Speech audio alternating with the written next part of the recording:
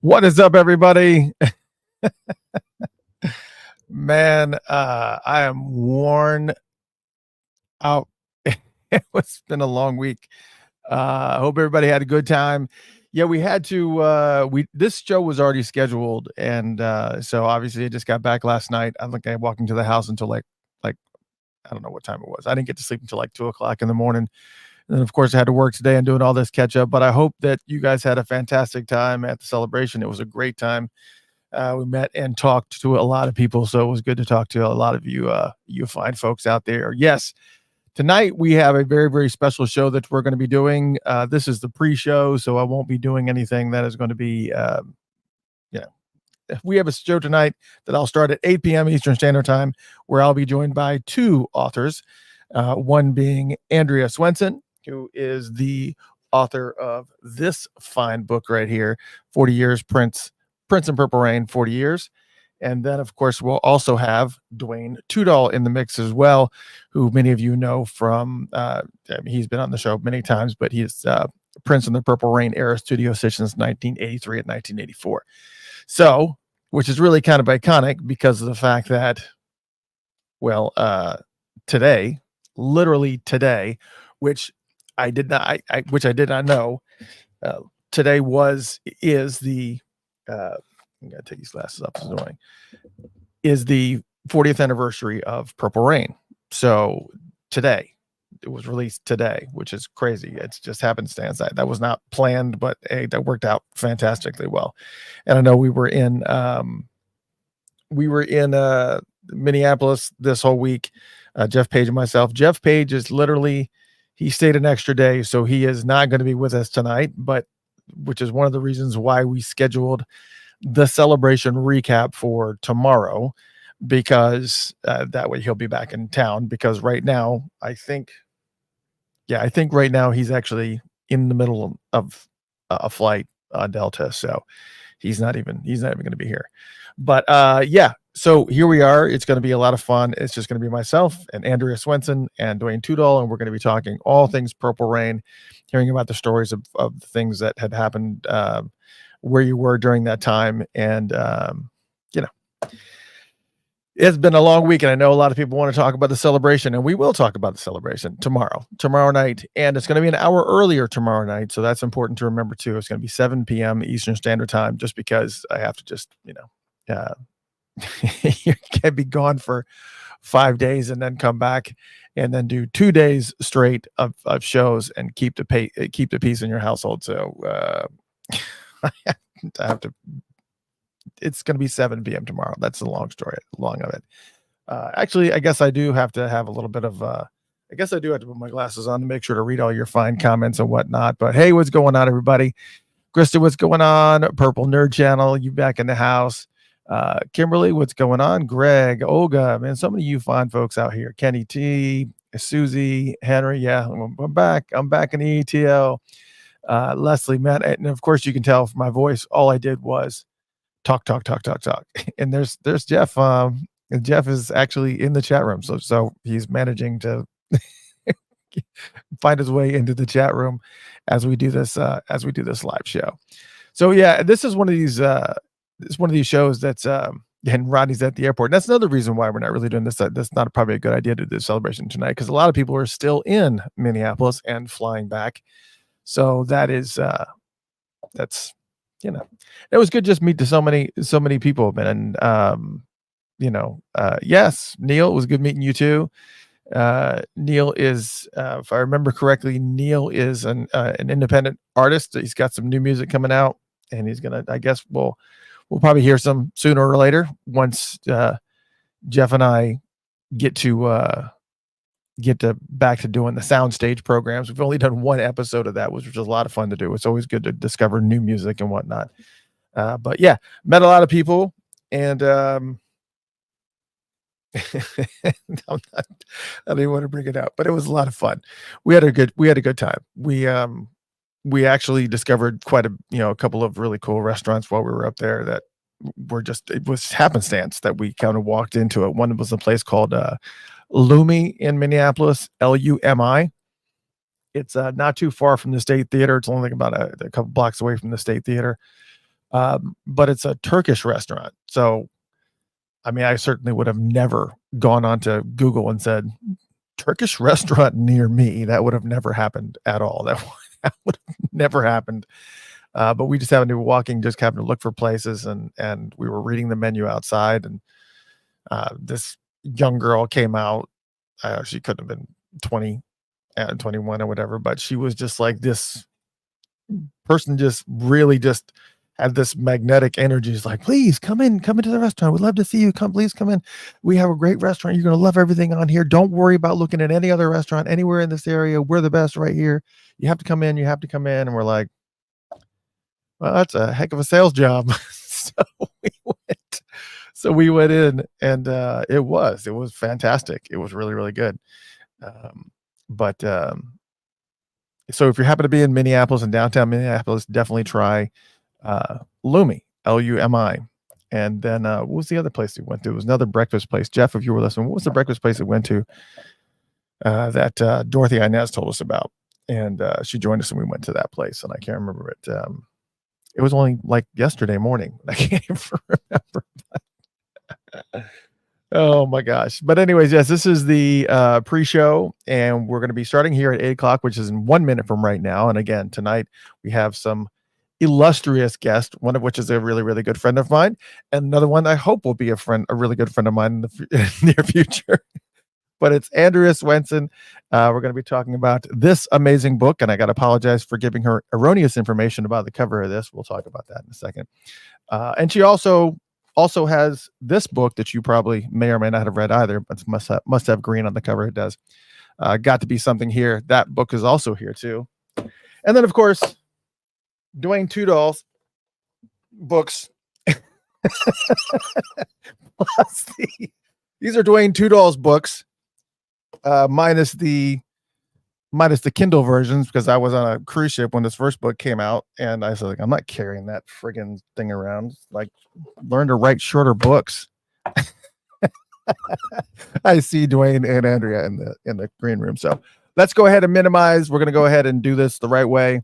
And happy 40th anniversary to Purple Rain. Give me 1 minute. I'm going to minimize myself, and we're going to start this show. Don't go anywhere. This is not a technical difficulty.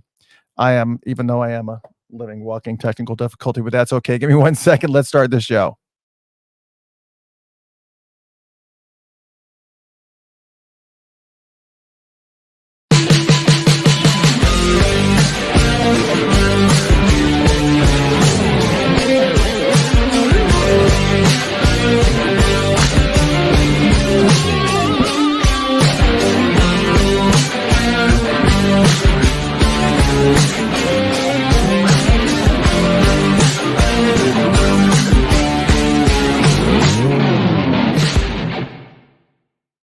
Welcome, one and all. Welcome to Funkatopia. I don't have my mug. See, this is part of the process. This is kind of rely on Jeff Page to be a distraction. WTF, welcome to Funkatopia. I hope you guys are having a fantastically great day. It is the 40th anniversary of Purple Rain. We just got back from Minneapolis from celebrating the celebration of the 40th anniversary of Purple Rain. And Jeff is actually on a plane right now as we're speaking. And so I'm going to be doing this by myself, as I had many years before he came on board. So I think I can handle it. But tonight we have two amazing guests, two authors to help me celebrate the 40th anniversary of Purple Rain. And we had an incredible, for those who missed it, last week, we had an incredible Purple Rain roundtable. So if you didn't get an opportunity to catch that, you need to catch it. We had Jerome Benton, we had Craig Rice, we had Gilbert Davidson, we had Hucky Austin, we had Damon D. It seems like I'm forgetting somebody else, but it was just this incredible laundry list of people who were there and part of the creation of the process of Purple Rain. And so today we're going to talk about, call them authors, but technically there's like the authoritative resource for all things Purple Rain. First, I'm going to bring in my really good friend Dwayne Tdoll in the house, as he's doing it. Oh, he's reading somebody else's book instead of his own. Look at this. Hey, how you doing? What's going on, Big Dan? Oh yes, Alan Leeds. I'm sorry, that was the other guest that we had. Yes. I can't Yeah, forget. that was a great show. That was a great show. I'm looking for this one. I'm looking forward to when Jeff shows up. Jeff shows up because he's the best part of the show. So I'm very excited. Okay. What's going on? I missed the first minute. So well, luckily he's not going to be here tonight. Oh, oh no. So and I'm not gonna do the fan while he's not here. Not doing it. It was so funny when we were at the celebration in Minneapolis. There were so many he had so many detractors of that. Where it's like, please stop doing that. Please stop doing that. That's great. And then other people were just like, that was his calling card. So he'd walk into a room and people would do it. And it was like, yes. Oh my God. That's fun. But yeah, it was fine. It was all good. We had a good time and we got to meet a lot of people. And a lot of people. I don't even know how many selfie pictures I ended up taking with people. And I hope none of you are like criminals or that's not going to affect my political career when I get older and want to be like mayor of some small town in North Carolina or something. We had dirt. We had dirt. Purple dirt. That's right. You said you didn't know him, but I had this picture of you with him. Exactly. Multiple times. You dressed alike too. For those who don't know Dwayne Tdoll, and I'm going to bring our other special guest in here in just 1 second, but I want to make sure that for those who do not know who Dwayne Tdoll is, he is the author of this fantastic book right here, Prince and the Purple Rain Era, studio sessions 1983 and 1984. Hey, wait, mine's backwards. It's not backwards. It's not backwards on the camera. Oh, all right, on me it is. That's okay. That's all right. It's this one here, and I also have this copy. I doubled up too, because. See what he does. This is like an upsell technique. So he has this one, and then he has this one. Actually, he told me the story about it. It's like you write the book, and then people don't want to give you information, and then as you write it, they go, "Okay, I think I can trust you now." So then you all of a sudden that was the first one. The second one was more of you do what you can, and then somebody sees it and they go, there's more to that story. And they will reach out and say, I didn't realize you were doing that much detail. For one, somebody had a diary from the beginning of 1985 for the second book. And so I had to incorporate that for the paperback. So, and I was of the choice of, keeping it as it is and not putting out the extra stuff. Or if I want to make sure that people have this information, sometimes it's 50, 60 pages extra of new information. To me, as a fan, I'd always want to know more. I like it when they come out with a deluxe set of something like that, or I like having bonus stuff, and it's like a cherry and whipped cream on top of it, and also it's a chance to correct some things that may have been inaccurate or may have been assumed, right. Sometimes they clear things up, and that's always helpful because my goal is to be as accurate as possible. And I know I say this every time, but the more accurate you try to be, the more likely you are to be wrong. Because if you're saying something happened the second, that rules out every other option. And so, it's easier to say Purple Rain came out in 1984. You're going to be right. If you start saying When Doves Cry was recorded on March 1st, 1984, and you took the time, you're asking for a little more problems. Bring it. That's always going to be the case, right? It's just, you never know. I love looking. I actually have somewhere in here. There's actually I'm quoted like a. You're quoted on the back here. This book is hands down the best Prince book I've ever read. Now I shouldn't have said that right before Swenson comes on.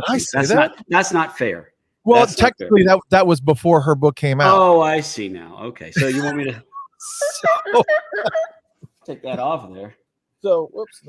And then, of course, you have the follow-up to this one, which is Prince and the Parade and Sign of the Times era studio sessions, 1985 and 1986. And this says, of course, I have multiple copies. By far the most entertaining and thorough history of Prince that has or ever will exist. I said that? You said that. I don't know what to say, man. I don't know what to say.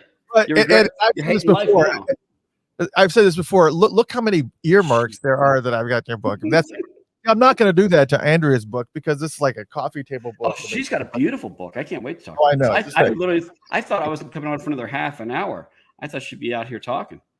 No, she's going to be. But I had to. We go least to greatest. So I was also wondering when you're saying, well, I have a really good friend coming on and somebody I hope is going to be a good friend. I'm thinking, gosh, I hope I'm one of these. I don't know which one it is. Oh my God. Have you? Yeah, this is really fun. This is going to be a fun night. This is going to be really, really fun. I put on some new cologne and everything like that. For those of you who are getting the is that what that smell is? The scented part of this. How come you didn't come to the celebration? A lot going on. I just couldn't make it. Yeah, I'll probably try to go next year. It just didn't work out.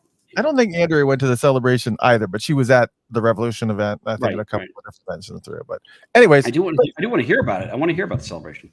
Yeah, we will. Tomorrow we're gonna cover it once Jeff Page gets situated and he gets back in town. He wasn't gonna be back till late, but whatever. He's a slacker. Like, I'm gonna stay here an extra day without Chris looking over my shoulder and making sure I'm not getting any bad business. All right, let's bring our very, very special guest, the author of Prince and Purple Rain, 40 years, this right here. Ladies and gentlemen, please give a warm welcome to the one, the only, Andrea Swenson. Oh my God, you two.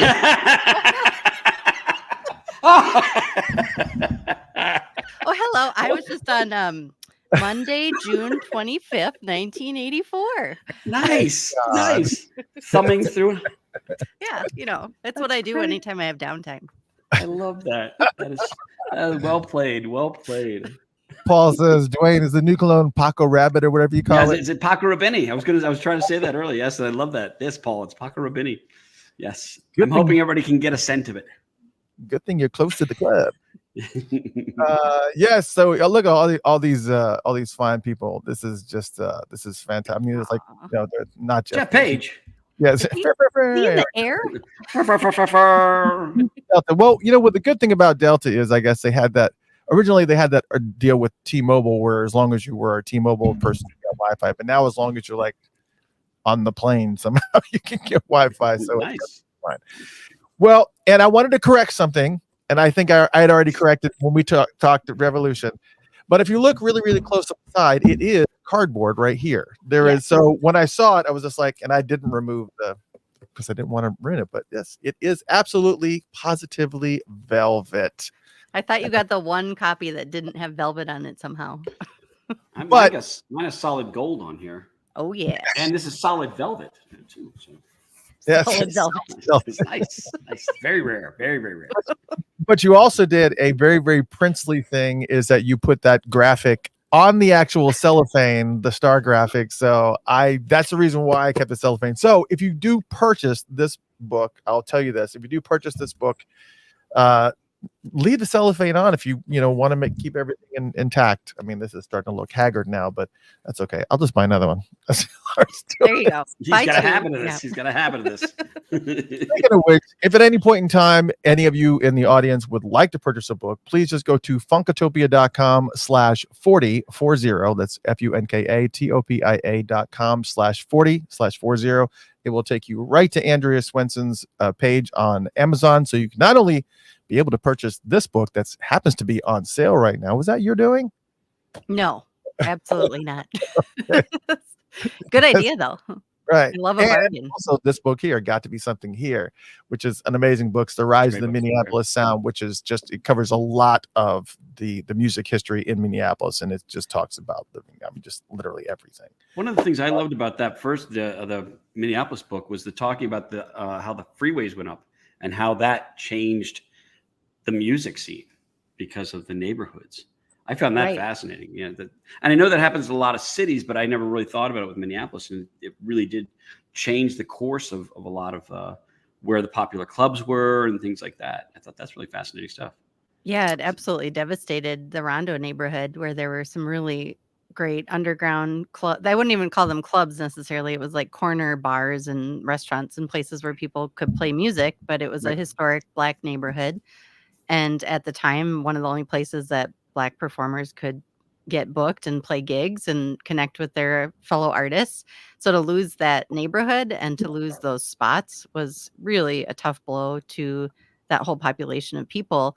And I think St. Paul's still recovering from it now. I mean, there's been efforts to try to actually build like a land bridge over 94 so that there could be homes or businesses or things there again. But as you're driving from Minneapolis to St. Paul, every time I go that way, it's hard not to imagine, what was there before and what is now just this big open expanse of freeway, basically. Yeah, no, it's amazing. Yeah. It's just I got to say, this time in Minneapolis, I don't know if it was like they decided to do all their construction that week. Last week, it seemed like everywhere I drove, there was some kind of detour that was here, there, and everywhere. Gary, we haven't even started, Gary, but yes, there will be a replay. This is already going to be great. Again.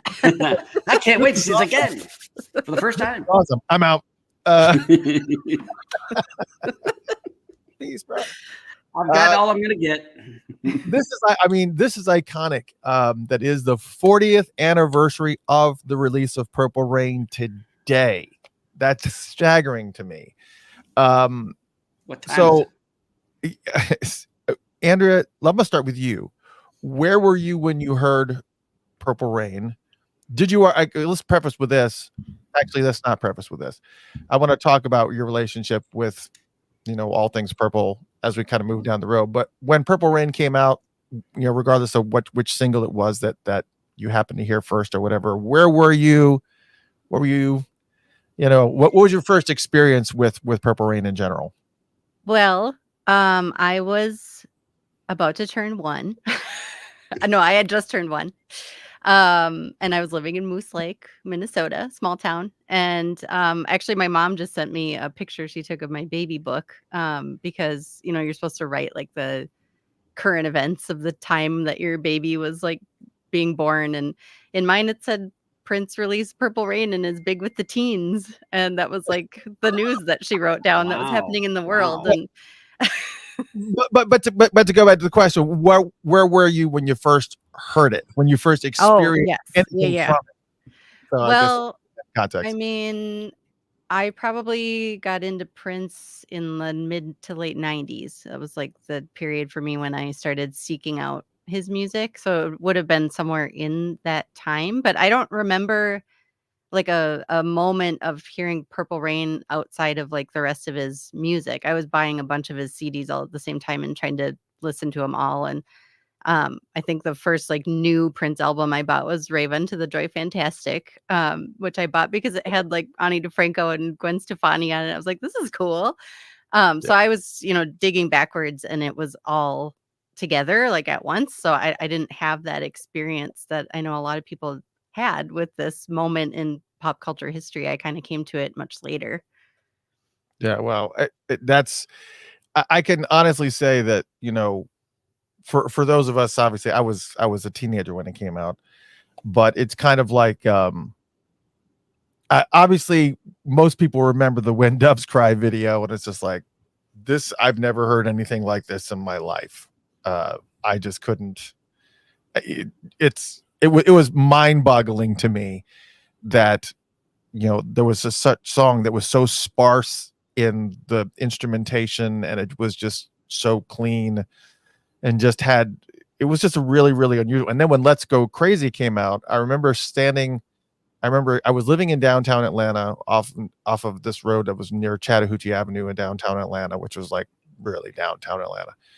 And Let's Go Crazy came on the radio for the first time, and I hadn't purchased the album yet. And that guitar solo, hearing a guitar solo like that on the radio was just like, and on pop radio specifically. Now, it was like a rock and roll station, because on rock and roll stations, we could hear Boston, we could hear Zeppelin, we could hear Eagles, we can hear all that stuff. But to hear something like that on a pop radio station where all of a sudden this wailing guitar comes out of nowhere and you're just like, wow, that is unreal. And then of course, I'd already been a fan already, but that album just completely caught me off guard. Dwayne, where were you at? I know you were already born. Yes, I was 2. I was in college, and we had already been listening to 1999 a lot, and that was one of these albums that we just played over and over and over. It was big for the dances and stuff like this, and I was, the big thing with Purple Rain and Prince really largely was the girls like Prince. So I wanted to be around the girls and women. And so it was like I learned to dance and things like this through to about 1999. But when Purple Rain came out, I was living in a place called Ocean City, Maryland. And it was a summer resort. And I just remember it was the movie to see that summer. And the soundtrack, there were two albums we listened to a lot, this and the Jacksons album. Was it Victory? No, was it called Victory? I don't remember what it's called, but it was whatever it was that when last album Michael did with the band. And it wasn't as good. I mean, this was like Purple Rain was the thing. And every time there was a new song, it was like it just kept getting bigger and bigger. But it was like, again, hearing that stuff on the radio and going, this is phenomenal. And the cool thing is there was always something new beyond the album. There was the B-sides and things like this. And you always were able to find additional stuff with Prince. It didn't stop with the album. It was, I think it was Victory. It didn't stop with the album. It was like the 45s or whatever it was. You were finding this stuff, and that for the whole time of Purple Rain, and then Around the World in a Day came out. It didn't stop. But yeah, that's what I was doing. And I just remember going to the movie several times. It was the date movie. Looking back, it's not always an appropriate date movie. Looking back, it's, some of it did not age well. But it was, the music and everything like this. Just you could watch just the music and you'd be fine. And then also MTV hit at that time. And it was like, I don't know, you're just not going to get that kind of music videos, MTV, press, new person that's a talented, right? Just everything is a perfect storm that just formed. That's exactly what I was going to say. The perfect storm. That was the exact verbiage I was thinking. It was because you're right, with MTV being the juggernaut that it was, and all of a sudden it was the right place and the right timing, because MTV, I think the news broadcasts were probably talking about it, but for kids, the people that were consuming music at the time, we were watching MTV. We weren't watching CBS. MTV was the radio station we listened to. Basically, it was video, right. But it was you learned all the new music through MTV. And then during the Michael Jackson time, they'd play Thriller every hour. But it was like when they promoted something, and they promoted Purple Rain, they really promoted it because they're looking for programming at the time. And boy, it just worked out perfectly for Prince on this one.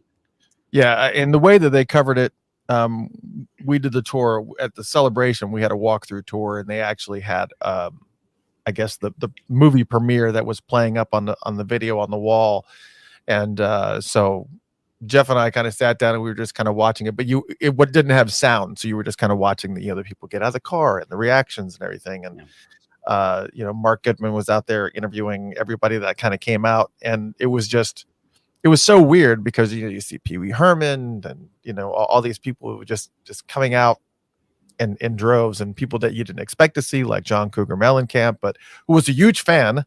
By the way, they used to play before his concert. He'd watch. What was the story? He would come out with a boombox. And play with Little Ray Corvette, or was it one of the two? I don't remember which song it was, but yeah, play for the crowd. Oh, and when I mentioned I was in college, I was 5 when I was in college. Just so you know. I was Doogie Howser is what I was. Prodigy. I was way ahead of my time. Way ahead of my time. There you go. Okay. You're really doing your best to hide your age, aren't you? Yes. All right. So soft filter. So I think what's great about, what was that? I happened to look away when you were doing something. I was I'm acting like I'm wiping off the camera. Oh, okay. I thought it was, all right, whatever. No. So Andrea, I want to talk about this book because obviously, as you mentioned, you were 1 when this album came out. And so what propelled you to kind of say, you know what, I'm going to write this book on this? I mean, obviously, being established in the state, you can't really avoid it there, especially, you didn't really kind of get in too much into it until the 90s, but what pushed you down this avenue to go, you know what, I need to kind of do a book on this and kind of get ahead of the curve? It was being asked. I think to answer that question, I would kind of have to look back on why am I this far down the Prince rabbit hole, which is a longer answer. But the short answer is that the publisher reached out to me. The editor, Dennis Pernew, is based here in Minneapolis and was familiar with my work And he had found a designer, Cindy Lawn, who's also from Minnesota, and they wanted to do this anniversary book for Purple Rain and have it like an all local team working on it. And it's part of a new series that Motor Books is doing around these kind of iconic anniversaries. And when he explained it to me, he said, we've done one on The Who, Quadrophenia, and we've done one on Dark Side of the Moon, and Purple Rain's going to be the third book in this series. And to me, that was like an instant yes, because I thought it was so important to have Prince that early on in a series that's talking about this, canon of, iconic rock albums. And there's just like the same 15 all white male bands that always get called on to, be featured in things like that. So the fact that they wanted to have something around Prince really early on in the series made me want to be part of it. And then they said Purple Velvet slipcase, and I was like, oh hell yeah. Like, we are doing this. And for me, it was a really great opportunity to kind of come full circle with everything in my life that's been about Prince and Purple Rain. The first time I met him was exactly 10 years ago tonight, and that was because I had done a piece about Purple Rain. So it felt like, okay, we're going to come to the end of this decade and create something beautiful for him, and to share all of the stories that I've gotten to hear from all of these, really talented people that surrounded him in this period. And yeah, I think that was really it. I just felt like it was something I could do and wanted to do and had the opportunity to do. Yeah, so I'm kind of curious, I would assume that, yeah, I mean, there's a lot going on right now with the estate, obviously, with everything that there's so much going on with them, and they're juggling a lot of balls right now. I mean, not even talking about the celebration but all the legal stuff and whatnot that's going on in the background. And it just surprises me that, and a lot of people don't know this, but this wasn't done in conjunction with the estate, correct? This was done. Correct. This was all you're just doing. So how are you able to get some of this, I guess, some of the graphics in here and the photos and what was there any pushback, or was there any conflicts that happened during the creation of this book? I mean, anything at all? No, I mean, people are allowed to write books about, iconic figures. So we definitely approached it in that way and threaded the needle legally. You'll notice like the official Purple Rain font isn't used. The official album photography that was done specifically for Prince wasn't used, because I know that's all owned by the estate. But what is available is all of the photography that's still owned by each photographer. And I've gotten to know a lot of different photographers here in Minneapolis. A lot of the images in the book are from Minneapolis people, which I thought was really cool and important. Nancy Bunt shot Prince's birthday show at First Avenue in 1984, and that was before she worked for Prince. So those are all her images, and we were able to license those. I worked with Greg Helgeson, who is a longtime rock photographer here in town. He took the early pictures of Prince playing at the Capri and some other events here in town. So we used those in the earlier part of the book. Jimmy Steinfeld took the legendary pictures of Prince and Purple Rain or Prince and the Revolution before they were the Revolution at First Ave on August 3rd, 1983. So we were really working individually with a lot of different people, and then also working with fans that had collected memorabilia. And that was the really cool part for me, is, just asking these fans that I knew had incredible collections, like Rich Benson from here in Minneapolis, what do you got from this period? Can we see it? Would it fit here? Are you willing to have it digitized? And really working, one-on-one with people in that way. And that's what, to me, what made it feel so special. Like, it has this really tactile feel to it as you're paging through, and it gives you the vibe of the era, which is so visual and it's so vivid. And it just feels like the story really comes alive because of all this great imagery. Because, Prince himself was such a great, visionary artist in this really comprehensive way. So yeah, that's kind of how we went about it. Yeah. So, and that's something else that's really important for people to understand. If they have not yet purchased the book, again, you can go to funkatopia.com/40 to be taken to Amazon to purchase this book. FUNKATOPIA.com/40 will take you to Andrea's page, where you can only buy this book, but again, her other book, Got to Be Something Here, as well. And so that's something that people need to understand, is that these photos have not been seen. I mean, these photos, I mean, if you saw them, you either knew the photographer, or maybe you knew there was you've seen some image that may have come out of that collection, but they weren't ones that were chosen for, or whatever the case may be. So everything in here, you're pretty much have never seen before, which is just unreal to me. I have to mention Tommy Smith III too. He's another local guy, and he actually came up to me because he heard about the book, and he was like, "I have these great images of Prince playing the Civic Center in St. Paul, on the Purple Rain tour." And when he sent them in, we were just blown away. I mean, I'd seen a few of his things in passing because he is an active participant in the scene here. But when we saw the actual, digital files of his work, it was incredible. You can see the like fabric and the threads on Prince's pants and like all the little details, it just really makes it all come alive.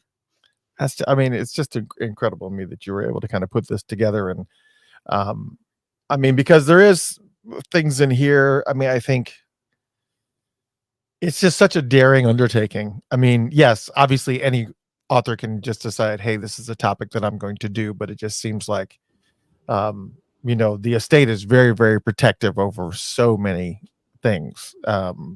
And I just think it's fantastic that this was able to come out in the middle of all that.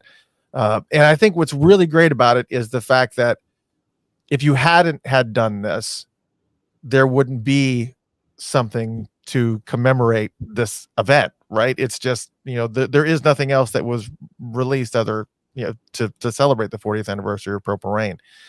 We had the celebration, which was fantastic. Lots of memories and stuff created, but something physical with a velvet box, I might add, which is just unbelievable. And I can't wait to actually be able to sit down and read it, because I didn't get my copy until probably see, Dwayne's going to cuddle with it. And it's a bedside book now. Yeah. So that I just think it's fantastic. And I got it like a week before I had to leave for the celebration, so I haven't had a chance to sit down and just read all the stories on every single page. And of course, it's just such a great job. So, your relationship as the year, with Paisley Park and Prince kind of, grew or progressed, because I do want to eventually talk about, landing the gig as the voice of the official Prince podcast and all that. Kind of tell me how that relationship came about. Yeah, I mean, it's all connected, because the only reason I ended up in that position post Prince was because of what was going on, when he was with us. So I've been a music journalist in the Twin Cities for 20 years now, and had obviously covered Prince before, but it was really when I started working at the Current, and he was such an active viewer and listener of everything that the Current did that I ended up on his radar. He was a member of Minnesota Public Radio, which I actually think is really, really awesome. He supported his local media scene, and he came to one of the Current's birthday parties at First Avenue and just really wanted to lend them support in every way. So when I started working for them, he was really getting more active in the local community again. He did the shows at the Dakota Jazz Club. I'm sure everyone here has already heard me talk about the drawing that I did of his show with the NPG at the Dakota Jazz Club. And that's really how I started communicating with him, because the next morning I got an email from what I believe, actually, now that I've learned, it was Prince himself, but I thought at the time it was his manager. And it just said, "Prince would like to own your drawing. Can he have it?" And it started this funny relationship, professional relationship between him and I. And after that, I started getting invitations to a lot of events that he was doing out at Paisley Park. I was covering a lot of things for our website, writing about it. And it was about a year and a half after the drawing that I got called out to Paisley Park to actually meet with him. And then, after that, the invitations were fast and furious. I mean, I went out to Paisley Park so much in the last 2 to 3 years of his life that I ran out of people that were willing to go with me. My husband was over it. He was like, really? It's like Wednesday night. I can't stay out till 2. I have a job, so I had to start calling on friends, and then they got tapped out. And I was like, well, someone please go out to Paisley Park with me because I have to go, cover this thing. And I would go out and watch whatever was going to go down, whether it was a DJ night or a concert or, whatever party was happening. And then I would go to Perkins and write about it on my laptop. And then if something newsworthy happened, like Madonna was there or Kendrick Lamar or somebody, then I would just drive from Perkins to NPR and start my workday over again by going on their news station at 6 a.m. and reporting on it and just do it all over again. So I started calling it my purple hangover because I would just be in a meeting in some conference room at NPR with like yesterday's clothes on still. But it was just a whirlwind and very unexpected. It was something that I felt like I was trying to just keep up with. And, I was really actively like researching him and learning about him in real time because I felt like I needed to know my stuff to write about him. And it just kind of took over in this really unexpected way. So then when he died, that was such a, catastrophic and enormous news event for Minnesota. So I was really active covering that and the aftermath of it and everything that was going on in the community here.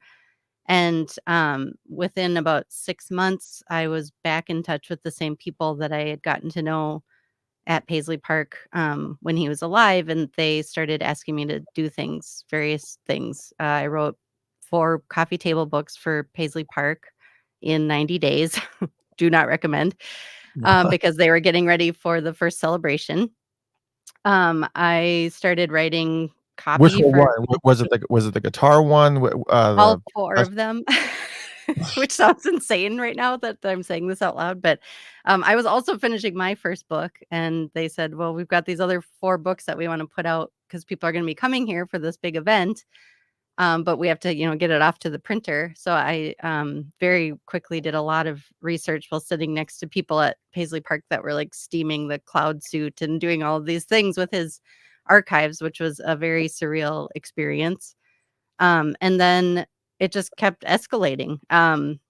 They had me do a lot of different copy for various things here and there. And then we started talking to them pretty early on about the podcast, having it be a partnership between the Current and the estate and the labels that now oversee Prince's catalog.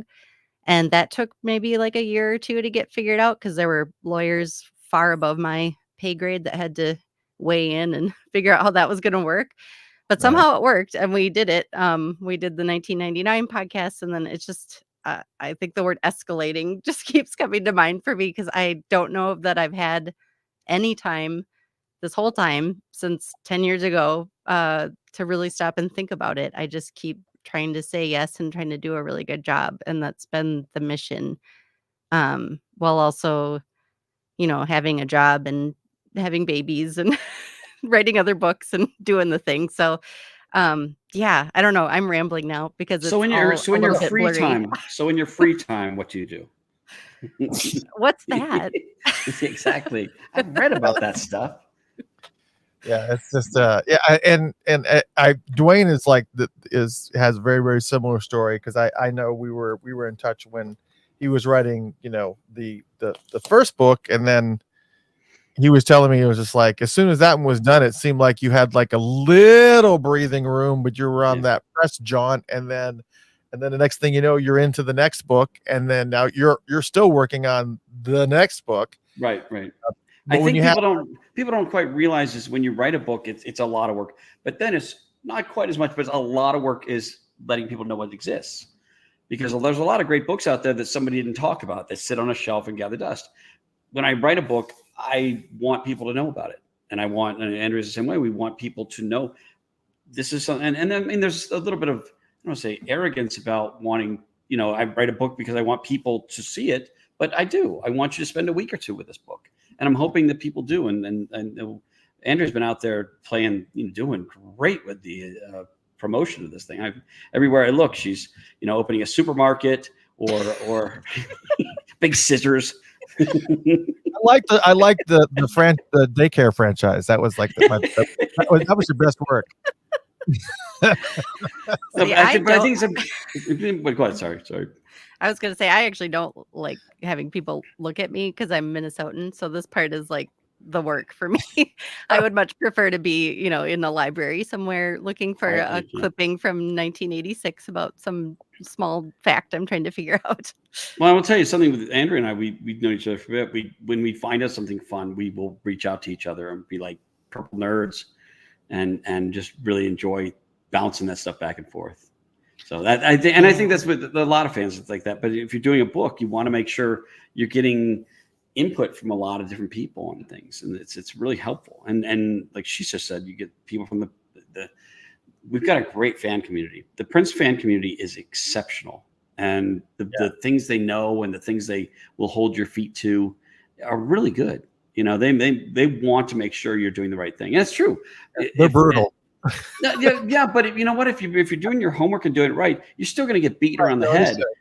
But if you're, I think if you go into it with a good heart and trying to give something that's not, I don't think either one's going to look at these books and say, well, they just in a weekend. Sometimes you see books that do that. And you're like going, well, his life story in 50 pages. I don't know if you could really do that. And yet, I think that we are held to it, not we, but this whole fan base is held to a certain standard, because as soon as you say something, there's 5 people that will say no, and they'll know exact keyboard and the patch and everything like this. And you're going, okay, well, you know more than I do. And the other thing too about that that's really, really difficult is because the fact that you know so much. And I mean, all 3 of us here probably know way more than we probably should about a single person. It's like, okay, I think I know way too much than I'm supposed to know, that you almost have to edit yourself. Jeff Page and I went to this piano bar during the celebration. It was like Saturday night. We went to this piano bar, and there was this lady, I would say she's probably in her 70s, the older lady that was at the piano, and she started playing Purple Rain.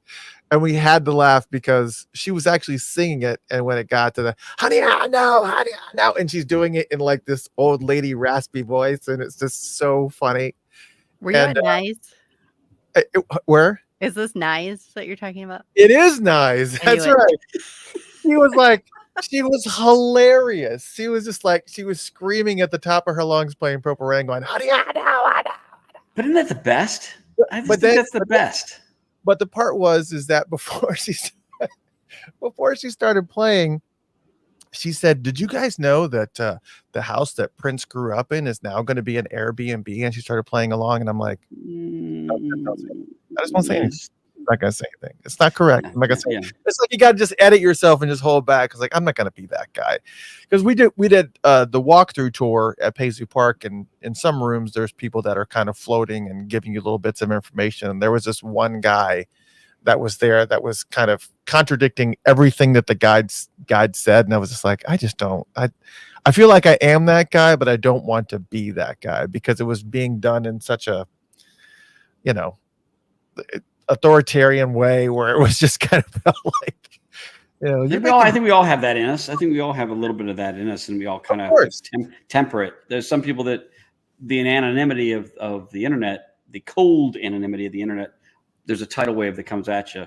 But I think even when I do a lot of these shows, I try not to take questions from, Too Funky 82. I don't see your name. I don't know who that is. Could you be saying anything? So it's one of these things I like to know the people's name. Also, I think the other thing about this community is such a small but yet passionate community. We end up knowing these people. I'm sure both of you guys go into crowds and you people say Andrea, and want to give you a hug, or they think there's a very friendliness to this. I mean, I remember walking into a Denny's in Bloomington and hearing somebody yell Dwayne, and it was Chris. Yeah, yelling at me. Well, I didn't know. This was actually the first time when we had our relationship really started to kind of hit, because I was going to go out to get something to eat, and I see him walking alone into a Denny's, and I said, on my birthday. I didn't know it was your birthday at the time, or did I know? I'm not sure if I don't know. I said, he goes, it's my birthday. I'm just going to go and have something to eat. I said, at Denny's in Bloomington. We have Yeah. to fix this. We have to fix this. So I We had took a him nice, out. we had a nice dinner. We had a nice dinner. But it's that kind of thing that I think that this community is I like the family. When somebody's hurting, people talk about it. When people try to help, it's like it is a large family, slightly dysfunctional at times, but it's really, I like this. And with a good family like this, you get grievances and you get praise. And so it's going to be all of this. But there's so many people. If you look up and down the people that are signing onto this, I think a lot of us know many of these people, by name or by meeting them at celebrations and things like this. And it's kind of fun. So you also feel with that, I also feel like I got to do something to make sure I don't let somebody down. Right. And I don't want to just slap something together and say, oh, here's the next book. Right. So that's very important. And I also show up sober to these things mostly. So yeah. Until the Ambien kicks in. I got you.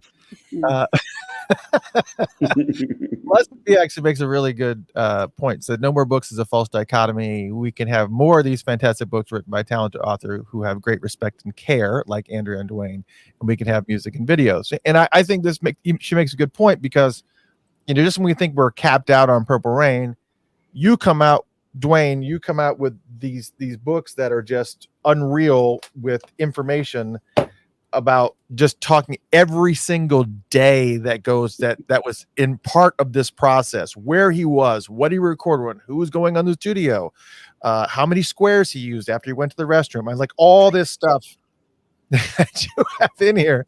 Four squares. I mean, it's just the level of detail that you go into in some of these things is just, and I thought when I heard the concept of it, I was thinking, this is going to be like reading a dictionary or something. I couldn't have fathomed how that would be constructed in a way that would be, but the way that it was done in such an entertaining way where you kind of interjected, a lot of conversations and interviews that you've done along with all the information was just so perfectly crafted. And again, for anybody who has not picked up this book, Prince of the Purple Rain Era Studio Sessions, I also have a URL for that too. That's still in place.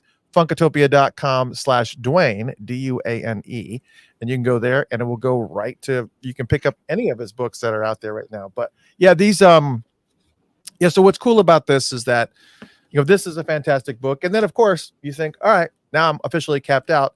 Then Andrea comes out with a book that is it Andrea or Andrea? Andrea. You got Andrea. it. Yep. I want to make sure some people get really particular about that. And it's got photos that have never been seen before. And, you were able to get, some quotes and things that even I hadn't seen for some reason, or just maybe I just missed it. It's just like information overload sometimes when you get so many things coming at you all at once. But no, there were things in there I hadn't shared before. They were from my vault. yeah, just talk about your vault. How much information have you withheld? I wouldn't put it quite like that, but I when I interview someone for the podcast or for liner notes that I'm working on, I will often talk to them for 2 to 3 hours because so many memories just start pouring out. So, when I actually edit everything together, you might hear 5 minutes of that, 10 minutes of that in little snippets that get kind of woven into this larger story. And a lot of stuff just ends up in my files. So when I started working on this book, I reached out to the band, of course, the Revolution, and Bobby said, "Well, didn't you interview, Matt and I once, and that it never even came out anywhere?" And then I looked, and I had literally interviewed them together for 3 hours, and I think published a 5-minute video of it on the Current. So I had all this great material, and it was them talking about, their, early days in the Minneapolis scene and growing up in St. Louis Park and meeting Prince and how each of them got into the fold. And I definitely had this feeling as I was going through everything that I would like to somehow archive and catalog all of this material because I went through and organized everything on a hard drive, and I have 150 transcripts of different things that I've done, all Prince related, all in the last 10 years. And I would love to share it because it's not doing any good just sitting on my hard drive on this desk. So that's something in the back of my mind of how can I make this accessible for people? Because I think I don't know that everyone would want to read that much, material, all those transcripts, but I know some people would. I bet there's a few people out there that would go through it, and it'd be really cool to share it. Yeah, I'm the same way because Dwayne, I started moving all my. I've been doing this since 2004, so this is like 20 years now. But I started moving everything up to Google Drive, and Dwayne just got to the point where it's just like, dude, just give me access to Google Drive and I'll just go get it myself. It's like, somebody's got to do it because all I'm doing is just uploading, just like yourself. I'm just kind of putting it somewhere where it's just like, okay, it's over there. Morris wants to know, are you still at the Current? Are you still doing anything with them right now? Oh, that's so funny because I have a meeting with them tomorrow about something. I left the Current in April of 2021, but we are very much still friends, and I love that station. I spent a decade of my life working there. It means the world to me. And yeah, we definitely are on good terms and want to still keep figuring out ways to work together, but I do not work there full time anymore. And you were with the estate for a period of time. What were you brought into the estate to do? I know you've stepped away, but what were you brought in there to do? My Before? official title was senior researcher and producer, or was it senior producer and research? No, I think I got it right. You had it right. Yeah. But it has changed and evolved and done so many twists and turns since basically 2017 up until last year. It's involved writing those books I mentioned, creating copy for various behind the scenes things that they were working on and making, websites, social media, various things that they needed at different times. Making the liner notes essays was definitely folded into that work. The podcast became a big focus in that work. And then really just being on hand for anything that they needed in terms of building narratives around Prince and the work that they were doing, to put out all these different things. And that continued up until the Diamonds and Pearls podcast was kind of my last tango with the estate for now. So we'll see what the future holds. So you don't foresee, I mean, if any other podcasts come along, you think it might be just like a for hire type of thing. It's just like it was just for the continuity of it, I would imagine. Yeah, that's how we finished the Diamonds and Pearls project. Was I was working directly with Sony and Warner, and they were really supportive of that podcast and making sure that we could put out episodes around that release, because that was such a special time, and getting to interview all of those different members of the NPG was really something I'll treasure. I just had such a great time working on that. So I was really relieved that we were able to come up with a way to finish it. Yeah. I mean, I love listening to them because I think you're able, the way that you kind of navigate some of the questions, you get a lot of stories that I've never heard before. It's like I listened to some of these and it's just like I've never heard that story before, and you kind of think, well, I thought I knew everything about, but there's so many stories, especially with these people that were on the road with Prince day in day out for years, and in some cases decades. It's like there's a bunch of stories that if you ask the right question, you can spark that memory and get it out of them. I want to clear this up real quick. Mabel Tdoll says, wait, so Christopher helped Dwayne write his books using transcripts? Confused. Okay, so let's clarify. Dwayne, you're muted, Dwayne. And in conclusion, Mabel Tdoll, it's an interesting name. I'm just kind of curious who that is. I thought that was your wife or something. I wasn't sure. No. My wife's name is Monique. Okay. Yeah, my wife's asking me questions on here. We don't talk much. The question was, sorry, what was the question again? I was muted. They wanted to know if I was helping you write some of the books. Oh, what the situation is when I'm doing my research for these things, I do also the interviews. I do, like Andrea, do a lot of these interviews myself, but I also will go to people in a lot of podcasts.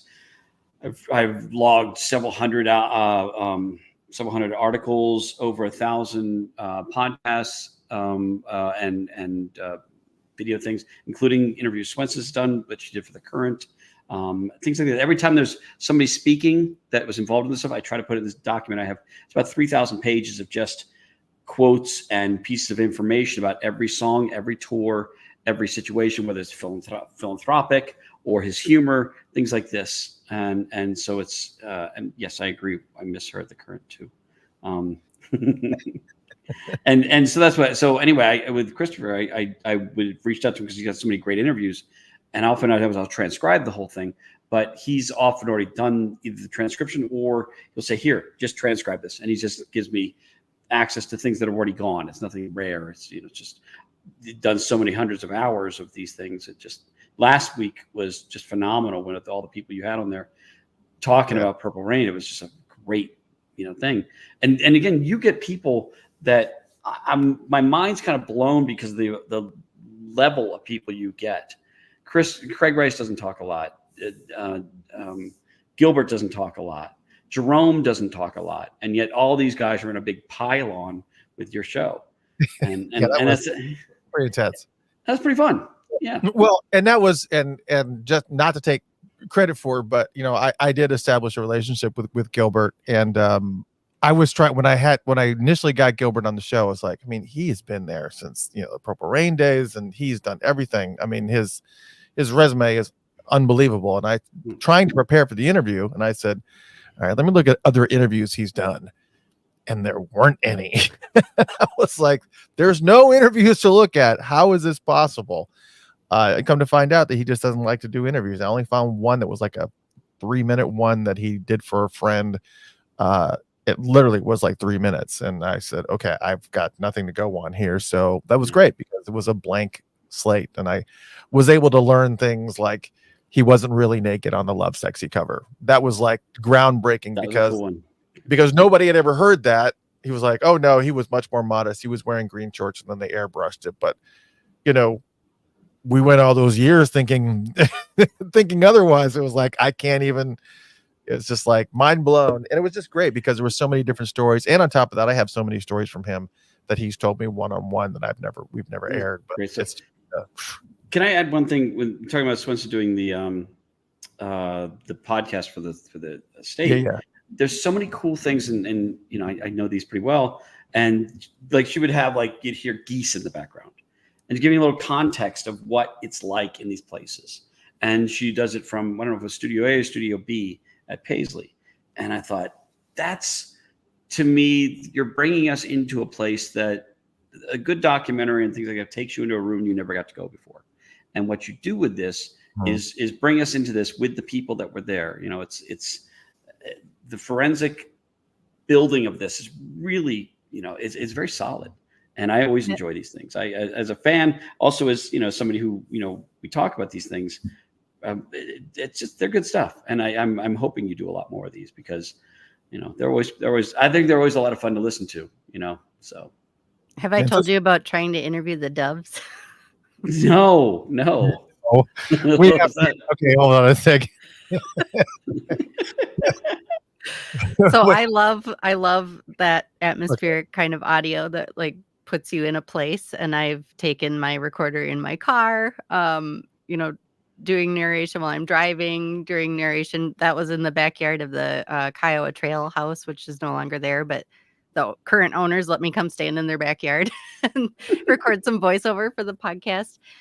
So early on in the pandemic, when everyone was in lockdown, I was working on a series around the Up All Night with Prince, One Night Alone era. And of course, the Doves are credited on that album. And so I wanted to get some audio of them cooing. So they let me come into Paisley when everything was totally shut down. I was the only person aside from one maintenance person in the whole building, which was just a surreal experience in and of itself. But I sat down with my microphone and sat in front of the Doves for maybe an hour, and they didn't make a single sound. And we just stared at each other. And then I tried playing some of Prince's music, and I was like, "You're on this one," and they wouldn't do it. Oh my gosh, I love that. Well, how did it feel to be there at night like that? It was during the day, but it was okay. it was during the lockdown, so it wasn't open for anything. It was really moving, honestly, to be there alone, because especially because I was so absorbed in that period of his life and thinking about him recording there alone and being there alone so much over many years, and staying up late alone and being in those hallways and studios and being inspired, it was really overwhelming to just sit there and kind of take that in. And that's such a beautiful space. I was in the atrium sitting on the balcony where the dove cage is, and Sure. kind of looking down at the atrium and looking up out of the windows. And, that was just like a very overwhelming time anyway to like be a person. This was like maybe early May of 2020. And I'm pretty sure I started crying at one point and was just sitting there and really just kind of taking it all in. But it was really comforting to be there with those doves, because I thought about all of the things that they heard and saw and experienced in their, lifetimes. And it was pretty touching to be there. But then they did a American Bandstand on you, so kind of. So you're one of the few people that I've known. I mean, besides people that work there, that had the opportunity to actually go upstairs, because there's not many people that have been upstairs. What was the most, besides the doves who are not being cooperative? What are some of the most intriguing things that you saw up? I mean, like, was there any? I mean, how much of the upstairs were you able to get to see, or was it just from the balcony there? Well, so the room right above the little kitchen in the atrium, that has all or had at the time, I don't know what's there now, but when I was there, it was being converted into basically the archive of all of his clothes. So they were putting shelving in there, which it used to be the wardrobe department. So it was really cool that it was kind of coming back to its roots in that way, in that space, and being used to, figure out how to properly archive all of his clothes and store them. And there's offices up there. I mean, it's not as exciting as you might think, because it is a workplace and there's people that work there and they have offices. And there's a conference room. That's what I saw. And the doves were right near the elevator, weren't they? They weren't right down from the elevator. Or were they in Around hall? the corner. Yeah. Yeah. So you had mentioned when you first started talking that you went to the current owners of Kiowa Trail.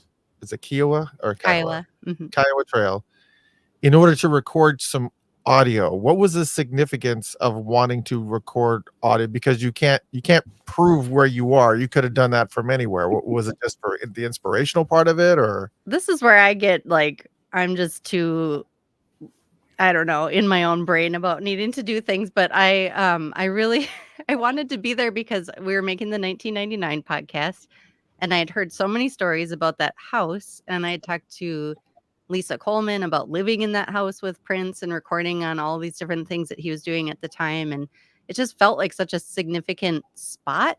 And then to listen to the music that was created, it felt really dissonant to me that it was in this like suburban split level house on this lake in the suburbs, tucked away from anything exciting. But he was in the basement there creating this incredibly innovative, groundbreaking, sexually explicit, crazy music. So I just wanted to, I don't know, sit where he sat for a minute and think about that. And I didn't really have any kind of plan or script or anything, but I ended up just kind of freestyling it out there on the shore of the lake and looking at everything. And I had an engineer with me, and he was holding this big boom microphone, and then this perfect V of geese flew over us and started honking, and we're like, oh, you can't even edit in something that perfect. It's just such a Minnesota moment. And it really helped me understand, Prince's connection to nature and wanting to be somewhere more serene like that. I now live somewhere a little bit similar to that, I guess you could say. I've moved out of the city and into somewhere that's really peaceful, and it's just been so great for my mental health. So I feel like I can kind of understand like why he needed that. And what that was able to open up for him creatively. So I don't know. I get in these like funny little tears where I'm doing something and I just feel like I have to go see it. Like I have to go stand there and like think about it. I don't know why. Right. No, I mean, you get the smells, you get everything. So I get it. I totally get it.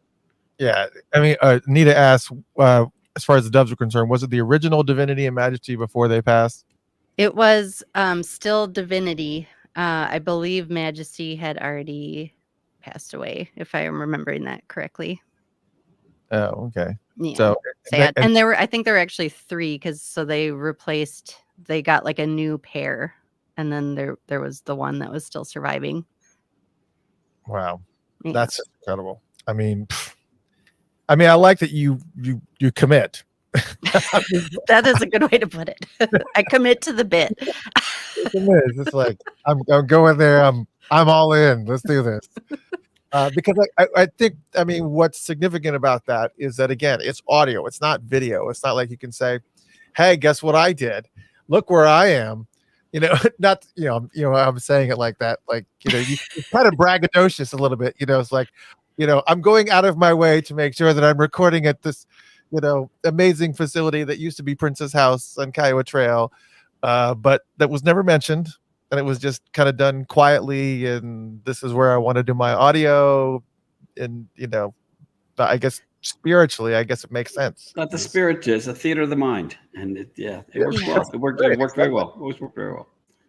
Wow, that's just incredible. There was some other questions that I had that somebody said. Since we're talking about podcasts, this is not Purple Rain related, because again, we are celebrating the 40th anniversary of Purple Rain today, which is 40th. Unbelievable. But we're talking about podcasts. Revolution 886 asks, Andrea, you're awesome. When will you interview Des or Gail Chapman? Well, Des got interviewed for the 1999 podcast, and he's such a delight to interview. He came into the Current, and I grilled him while his son was very bored the whole time. I felt bad. I'm like, one more question, and then you can go do something more interesting than sit in the studio with us. But he's such a charismatic person. He had such clear memories of everything, and he told the stories so well. I just had such a blast talking to him. Gail, I've met, but I have not had the chance to interview her for a project because I haven't really done any liner notes or podcasting around her era. But that is definitely on, my dream list of things that I hope I get to work on at some point, because I'm such a nerd about the early period of Prince's life, and have, obviously done a big deep dive into his high school years and teenage band and what that all meant. So I hope that at some point there's, a deep dive into that, like first 2 albums, and I would love to interview Gail for that. Yeah, that'd be absolutely fantastic. Finally got an opportunity seeing Dr. Mambo's combo to actually see Margie Cox do her thing. And so there will be an episode that will be coming up hopefully here shortly, where I wanted to interview Margie Cox, but I think we're going to do the whole Dr. Mambo's combo. Nice. Cool. With all them. So kind of make it like one of those pile-on shows, as you put it, Dwayne. Rodney said, Andrea, tell them about Prince listening to Prince A to Z. Hi, Rodney. I love this story. So we had this idea that one winter, as soon as it snowed at least an inch in Chanhassen, because they have a weather service there, that we would pull this fake purple lever that my coworker made and go all Prince, starting with A and going to Z with all the song titles. And it was just like a radio stunt type thing. But we had just launched Purple Current, the stream. So we decided to do it on there. And as soon as it snowed, we started this thing, and it was going super well. All these people were tuning in from around the world, and we were getting really great feedback, and people were just loving hearing like a lot of the deep cuts, because we spent a lot of time making sure we had everything that we could find in our catalog. And I found out later that Prince listened, and that he was at his home in Turks and Caicos, is that how you say it? Mm-hmm. And he was sitting on the beach with like a little Bluetooth speaker streaming Purple Current and listening to his discography. And we had gotten towards the end of it and started saying, you know what, we've had such great tune in that we're going to do it again. And we just got an email that basically said, don't. And I we don't didn't remember know. if you did it. I didn't remember that. Yeah. It was just, once was cool, twice no. That's too much. Now you got to do the chronological now. Right. Yeah, this is incredible. I saw somebody that mentioned had a question about, back to the transcripts. They were asking if I also go to Michael Dean and Funkenberry and stuff like this for transcripts. And yes, I do. Those guys are both real good friends of mine. And there's, again, back to the whole community being so solid with researchers and stuff like this. There's times I get interviews, but if there's a better quote by somebody through Michael Dean or a Funkenberry interview, or Chris Johnson, there's all kinds of people out there that have great interviews in context. That we're blessed to have this in the community. So yes, there's a lot of us out here. Absolutely. Yeah, no, and we all benefit, whether you're writing a book or just enjoying it. I think Prince people are really well informed because they've got so many of these podcasts and well-written books and things like that out there that they can, really stack up the information. My brain gets so cluttered after a while. And sometimes you forget something or you make a mistake and say, whoa, I wasn't thinking. There's, and sometimes you got to flush. Like sometimes people ask me questions about my first book and I'm going, that was two books ago. And it's, this 250,000 words in there. I don't remember every word. I tried. Oh, yeah. There was something I was trying to find. I was trying to find a quote that I had read in your book. And I can't remember what I don't even remember what I was looking for, but I was trying to flip through.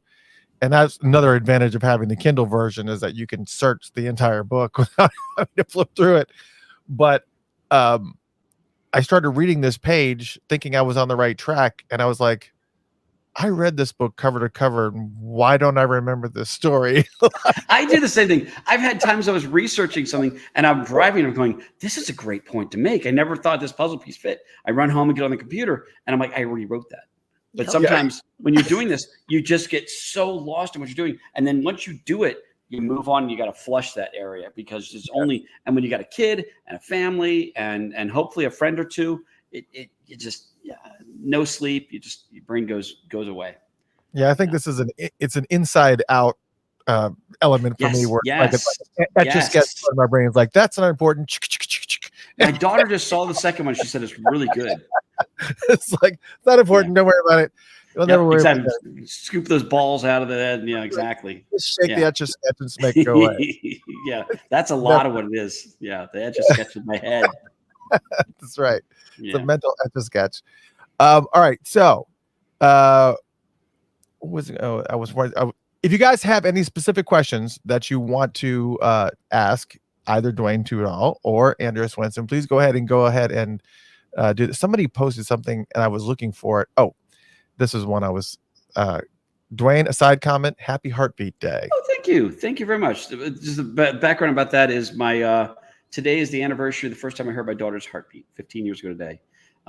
It was the backstory to this is that my wife was pregnant and we were going to the doctor to hear the heartbeat. And on the way there, we heard on the radio that Michael Jackson had gone to the doctor, to the hospital. And we get to our thing, hear the heartbeat. And it's like, when you hear that, it's a hummingbird. And when you hear that, you bond. I knew I was going to protect this heartbeat for every heartbeat I had. But then when we left, the nurse behind the counter said, Michael Jackson just passed away. And so it was strange to go from Michael Jackson being around with a heartbeat to hearing my daughter's heartbeat to him having no heartbeat. And when I think about this day, the anniversary of Purple Rain and stuff like this, and I saw somebody else wrote that today is the day George Michael was born. So it's a very big day, I guess. But to me, it goes back to my daughter's, hearing her heartbeat. And, wow. And if you have a kid, that's when you first hear that, there's something about that you think, I have to protect this forever.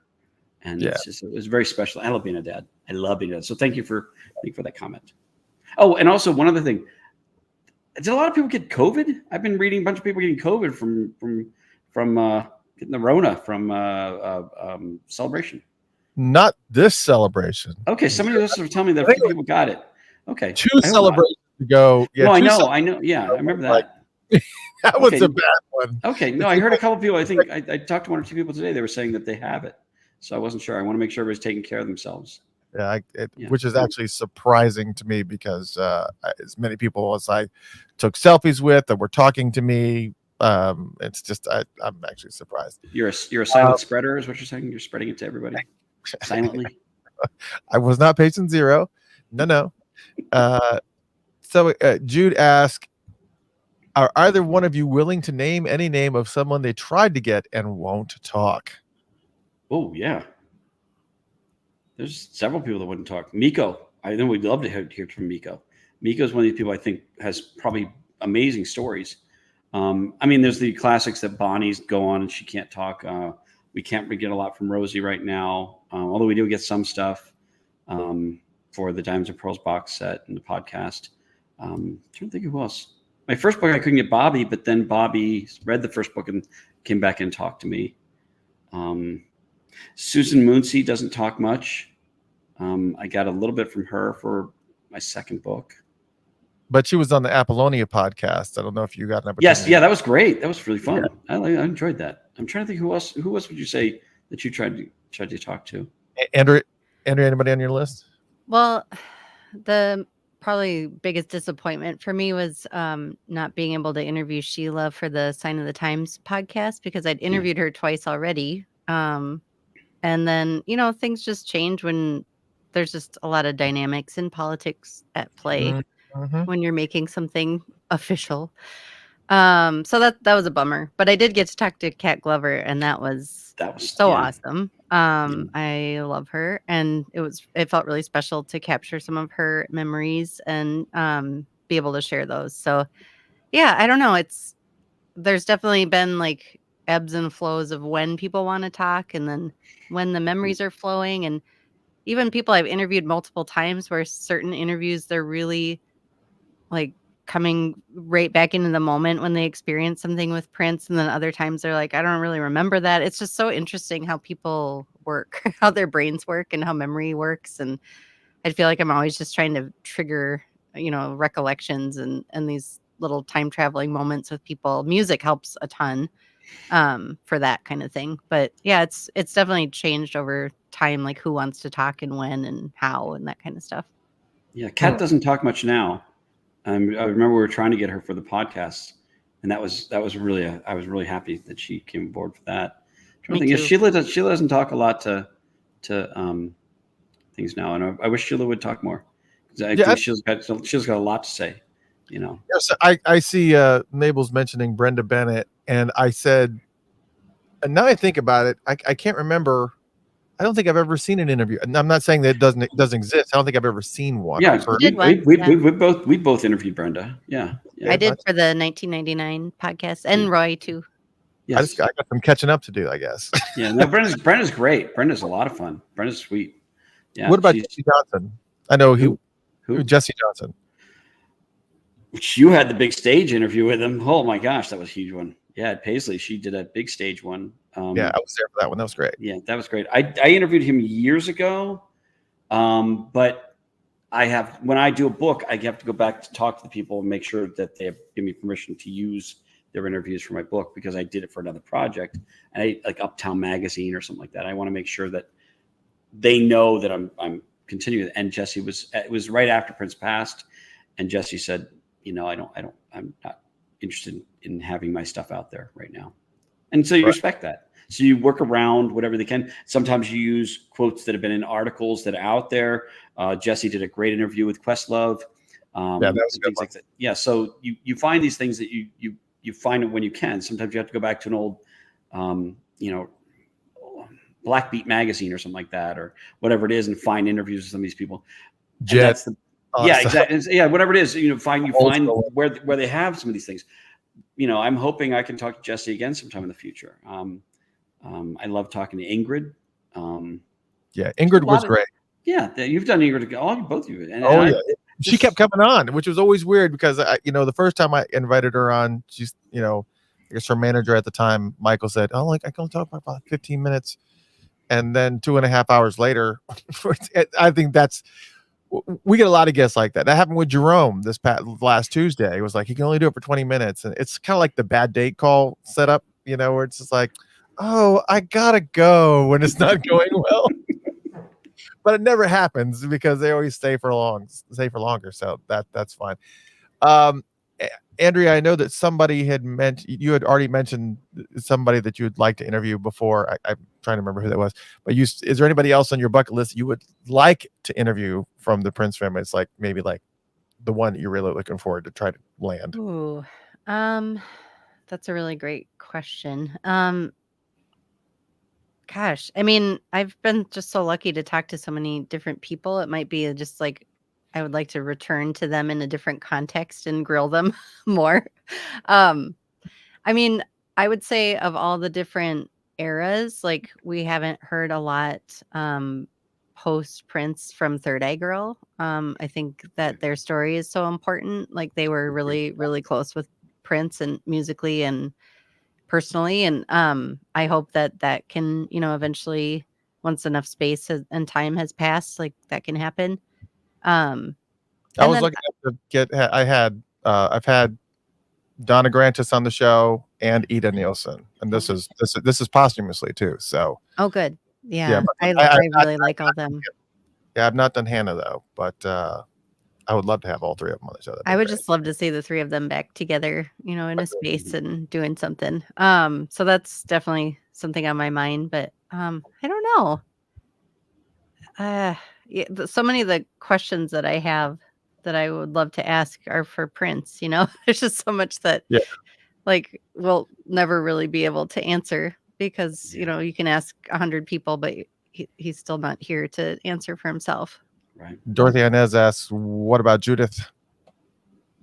Oh yeah. That would be great. Yeah, I Yeah. would love to speak with her. That's another one where, I mean, she was absolutely incredible with the Revolution Oh, yeah. the other night, and I can just see that she's like moving into this new period of her life and career, and sometimes it just takes time, for people to really be ready to reflect and share their memories and experiences, and that would be another really important one. She Seeing a lot was of there for a very important time. Yeah, very. Yeah, I saw her a couple clips of her singing at the Revolution. yeah, it was great. It was great. I think it was great. But she came to Atlanta, I guess was probably about, I don't know how long ago, about 6 or 7 months ago, something like that. But her performances when she's doing her own show for like an hour and a half, and it's just her when she really kind of gets rolling and gets in her element. Part of the Revolution scenario obviously was, she's so used to having either a guitar or a piano at her disposal while she's performing. That's kind of one of those weird things where you've kind of taken away her, her primary, her instruments that she loves to play. She's got an unbelievable voice. Obviously, that's what she started, but she's also extremely proficient on guitar and piano. Like when I saw her play, I did not realize that she played to that level. It's not just like clinking out chords. I mean, she's doing like Prince-like runs and stuff on both guitar and piano. She's very proficient on all those instruments. And it was just one of the most incredible things I had ever seen. I didn't know that she was that good. But I also understand about her, and what I've heard about her, not that I know, that I understand, is that she's also very guarded. I think that's happened to a lot of people that were very, very close to Prince during his final days because it drew a lot of attention.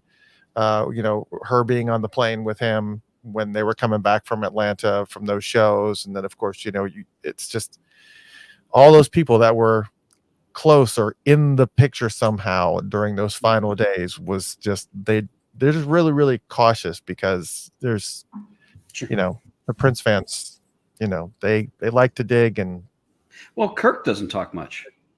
Andrea got a great interview with Kirk for the Diamonds and Pearls thing, and you've done a little bit with Kirk, but Kirk doesn't talk a whole lot, and I would love to hear his stories. He's a good guy, and I know I think he's probably very protective of Prince, understandably. But I'm very curious to hear his story about their friendship and what it was like to learn with Prince and to see him in the studio. Yeah, Manuela. There's another one. I see somebody. Manuela Stacy is the Manuela. Wait, who would you guys want to see interviewed that hasn't been interviewed? Start giving us names because I'm kind of curious. I'm sure I'm forgetting a bunch of people. I'm actually surprised how difficult it is to get a hold of Bria Valente. She's like, it's like, she was just like, she kind of came to the album and then was just like gone. Right. It's like you can't. It's just like almost impossible to find online. I'm like, I just, I'm not like at the level of journalistic integrity that you guys have. So maybe you guys I can know how to find her, but I've looked, pretty thoroughly, including buying IMDb Pro to try to see if I could find something. I was like, nope, can't find anything. Wow. So, but yeah, it's just Andy Allo. Somebody else mentioned Andy Allo. Yes. Prince, when they were working on Artificial Age, Prince actually sent Andy Allo to me, to Funkatopia, to take over the radio station. For those who don't know, we have an ASCAP licensed online radio station called Funked Up, and he sent her to me to do a radio takeover for an hour. So she kind of comes on the show and she does. She talked about all the songs. She talked a lot about her involvement in the album, but also the songs that made a huge difference in her life, that she was growing up, in songs that were really important to her. And it was a really, really cool show. But Andy's obviously, since her acting chops have really gotten pretty good. She's on that show Upload now, that's on Amazon. I just got this a new season now. I think it's the third season now. So she's doing really, really well. So as they get big, they're a little bit more difficult to land. The other thing I found is, if you're trying to find somebody, find when they're selling a product, when they have an album coming out or things like that. Oftentimes that's when the people will talk, that's just a natural thing. That's how you get, I think how I first interviewed Dez years ago was he was selling, he had an album and he wanted to talk. And sometimes you can get them to talk about things outside of that too. But, people want to promote their things, understandably. And I think mostly people are pretty nice. I think everybody's very protective of Prince, and that's a good thing. But I think people also want to tell their story about having been experiencing with him. And there's I don't want to use the word magic, but there's something amazing that happens when you work with Prince. And I think people, that's the biggest thing on just about anybody's resume, if you're lucky to have that. So, I like him when they want to talk about this stuff, And Morris Day did a lot of interviews when he was promoting his book, even though he kept saying it's in the book, but it still was, he was out there talking to people. That was so frustrating. I know. I know you're trying to sell a book, but my thought, I read passages from my books. I'm thinking, what if you're going to buy it, you're going to buy it. If you're not going to buy it just because I read a passage from it. I read 20 words. I don't think it's going to. That's it. I got everything. I want to make sure people, have the chance to understand what's in it. But I like when these people are selling the things. Morris did a lot of interviews. I'm actually logging a bunch of them now for some of my stuff, and he just did tons of stuff, and that's just great. Because he's not somebody who does a lot of these kind of things. I know he's talked to Andrea for things. I've not actually interviewed Morris, so I'm hoping one day. So I had something in my notes that I wanted to. One of the last things I want to do is to go through Purple Rain track by track to kind of get your opinion on each one of the songs when we close this up. But I did have one thing in my notes that I wanted to ask you about, Andrea, and that was, somebody had told me this, and there was like a rumor of it, and I was just like, I'm gonna have to ask her about a rumor of a record label that you're working on doing. Mine, yeah. Yes, yours. Yes, I am starting a record label. I am also putting out this book about Cornbread Harris, who is Jimmy Jam's father. And he's 97. And I've been on this incredible personal journey with him over the last 3 years, him and Jimmy. And so the book comes out in August, and we're doing this big release show at the Cedar Cultural Center here in town on August 16th. And I really wanted some way to share his music, because a lot of what he's put out has been very DIY and self-pressed CDs, and it's really hard to find. So I started putting together this record, and it starts in 1955 with his first recording with the Augie Garcia band, and it ends in 2021 when he went into the studio with the Peterson brothers, St. Paul Peterson and his brothers Ricky and Billy. And I started figuring out how to license everything, and we made some album artwork, and Cornbread, approved everything. And then I got to the point where we're like sending it in to be pressed, and they're like, so who's putting this out? And I was like, me. And they're like, well, you should put a logo on it. I'm like, okay. So we put a logo on it, and now I have a record label. It's called Slingshot Annie Records. And I'm really actually super excited about it. I'm partnering with a friend of mine, Joe, and we are figuring out what that means. We're figuring out how to make an album and get it pressed and do it the right way and make something beautiful for Cornbread. And now I want to make more because it's been just such a really cool process. And there's a lot of amazing people here that know how to make great records. We're working with this company called Copycats, and I just, met with this mastering engineer who's about to master his 10,000th record for a Minnesota artist, to get it pressed. So there's a really cool scene here, and I'm super excited to just contribute to it in a small way and to make Cornbread's music available. So people will be able to pick up this record at the show, and we're going to put it on Bandcamp so people can buy it that way if they want. But it really just all started because of Cornbread and my love of him and his music, and wanting to make sure that people were hearing the music along with learning about his story. A lot of the lyrics for his songs are in the book. So now you'll actually have a way to hear the songs as well. Yeah, and I actually have the screen up. Sorry for you audio folks that may be listening on iHeartRadio. But this is actually very, very cool because it's already available on Amazon to pre-purchase. So, and it's the same URL, because if you go to funkatopia.com/40, you'll be able to see the three books, not only the not only this one, obviously, but when you'll be taken to the screen where you can order the Prince and Purple Rain 40 years.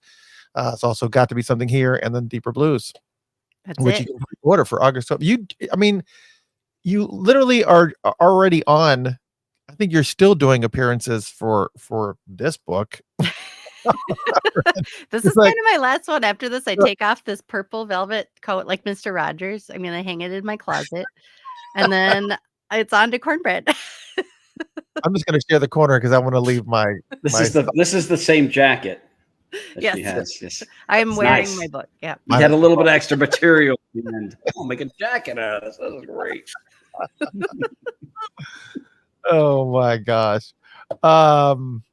Oh, someone said nice phone cases in my cart. There's phone cases in my cart. My daughter was obviously in here on Amazon account looking for phone cases. I guarantee you, I go to check out and it will have some outrageous high amount, and I'm like, what is in here? And it'll be like 10 things in the cart, and it's like, no, save for later, save for later, save for later. Anyways, it's coming. All right, so to kind of wrap this up. First off, I want to go to talk about the album itself, because again, 40 years today, June 25th, today, 40 years, which is just, I still can't fathom it. I know exactly where I was, and I can't believe that was 40 years ago. So let's talk about Purple Rain. First, we've only got really, really quickly 9 songs to talk about here, but Let's Go Crazy. Thoughts? When we started the show, I kind of told you how I thought about it when it first came on pop radio, to have that screaming guitar solo with nothing else, by the way. It's not like we hadn't heard guitar solos, but for everything, all the other instruments to drop out and there be nothing but a screaming guitar on pop radio was just mind-boggling to me. What were your first thoughts the first time that either one of you had heard Let's Go Crazy? We're gonna go with Andrea. Go first. You go first. You go first. I'm on mute. Not when you were one, but later on when you got to appreciate it a little bit more.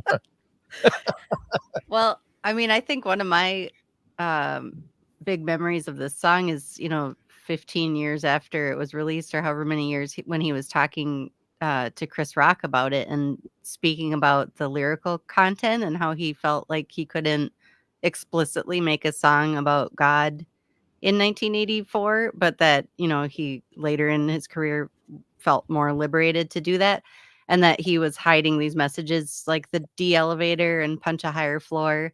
Let me pause you right there, because I forgot. I guess whatever clips that I saw of the Chris Rock interview, I must have missed that part, that it's not the elevator. Are you going to let the elevator? It's, are you going to let D elevator? Yep. DE dash elevator, which was supposed to be synonymous with Satan. Yep. And that that was one of those etch a sketch moments where I must have read it, or maybe I saw it in the interview, and I and I just reread it in your book because you talk about it in your book, and I'm like, what? So yeah, go ahead. I'm sorry, I didn't mean to interrupt, Oh, but yeah, that no, it's okay. Yeah, no, I think it's just so significant, that he felt like he couldn't say that for 15 years or however long it was. And that, later in his career, he's like, "Hey, did you notice I slipped some messages in there for you?" I just think that's so incredible, that we can find new context in this material over this much time. Like, I always think about how cool it is that when someone makes a record, like, the music stays the same, but we change. And so we can hear it in all these different ways and understand it in all these different ways. And that's a really good example for me of like just the constant learning process of Prince and how it just reveals all these layers all the time in his work. gosh, I just wish that he was, eventually at some point in his career, if he had managed to still be with us, to actually go and kind of divulge some of those hidden secrets and some of those hidden things. And or when he got to that retrospective part of his life where you kind of look back and go, okay, I'm going to tell you who Little Red Corvette was really about. I'm going to tell you who this song was really about, what I was talking about with this song or that song. And I think that's, now he's forever going to be an enigma now. Right. Just, More than usual. Yeah, exactly. He was always that. Yeah, exactly. Yeah. oh my gosh, that's crazy. First, I was gonna say the first time I heard "Let's Go Crazy," I thought it was. I still think it's still one of my favorite Prince songs. There's something about the energy of this. I love the start of it with this kind of church tent thing, revival thing, and then it goes in this just fantastic ending with a great blues riff at the end. It's one of those driving songs to me. It's a song if I want to get excited and get adrenaline going. I always put the 12-inch. I rarely ever listen to the album version. I like the long version because I like oh yeah, I love the movie in 4K. Yeah. When they were about to go into that part where they're when they do the 90-degree thing, I told Jeff, I nudged it, this is my favorite part. Exactly.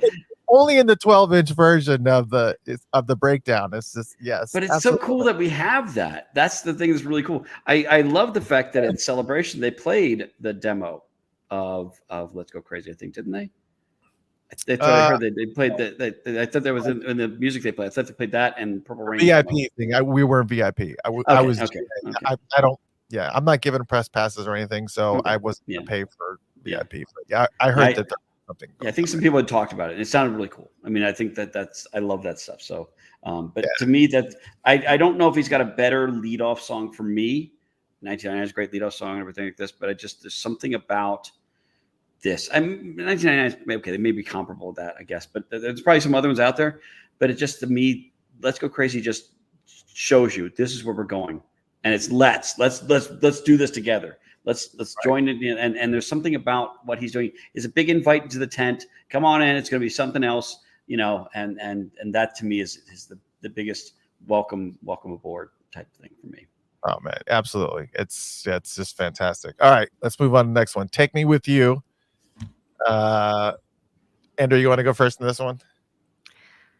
Oh, where to begin? Let's see. I think something cool that I liked learning about this from reading Dwayne's work is how important Jill Jones was in the studio to Prince, and how now I can't like unhear her voice in that song, and the support that she lent to Apollonia, who was not a professional singer, coming into the fold.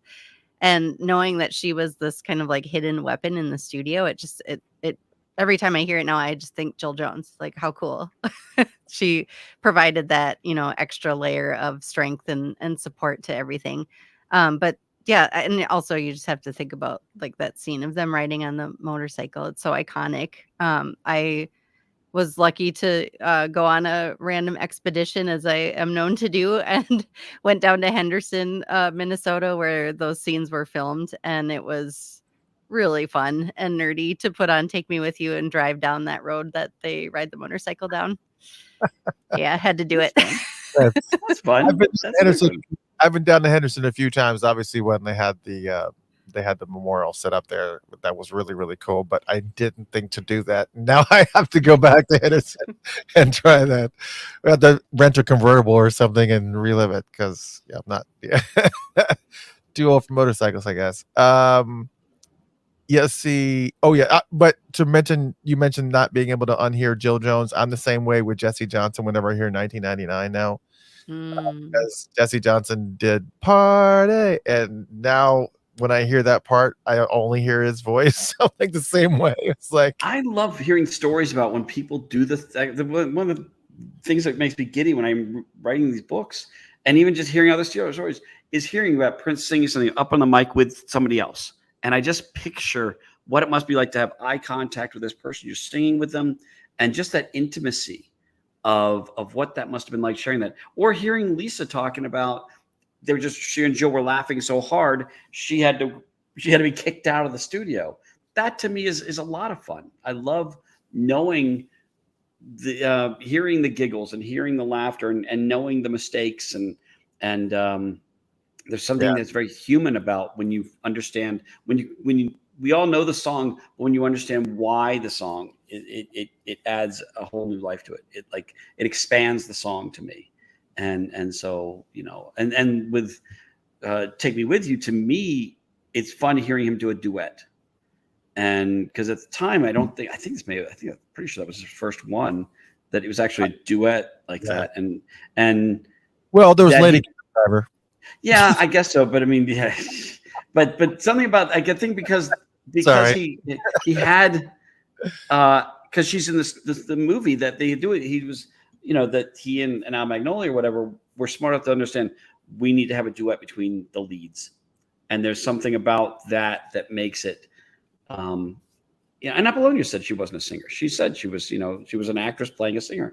I had heard stories about that too. That the original story I heard was that Prince was really, really frustrated trying to get a good take out of her and ended up like leaving, and that's the reason why Jill was kind of brought in to kind of quell all that.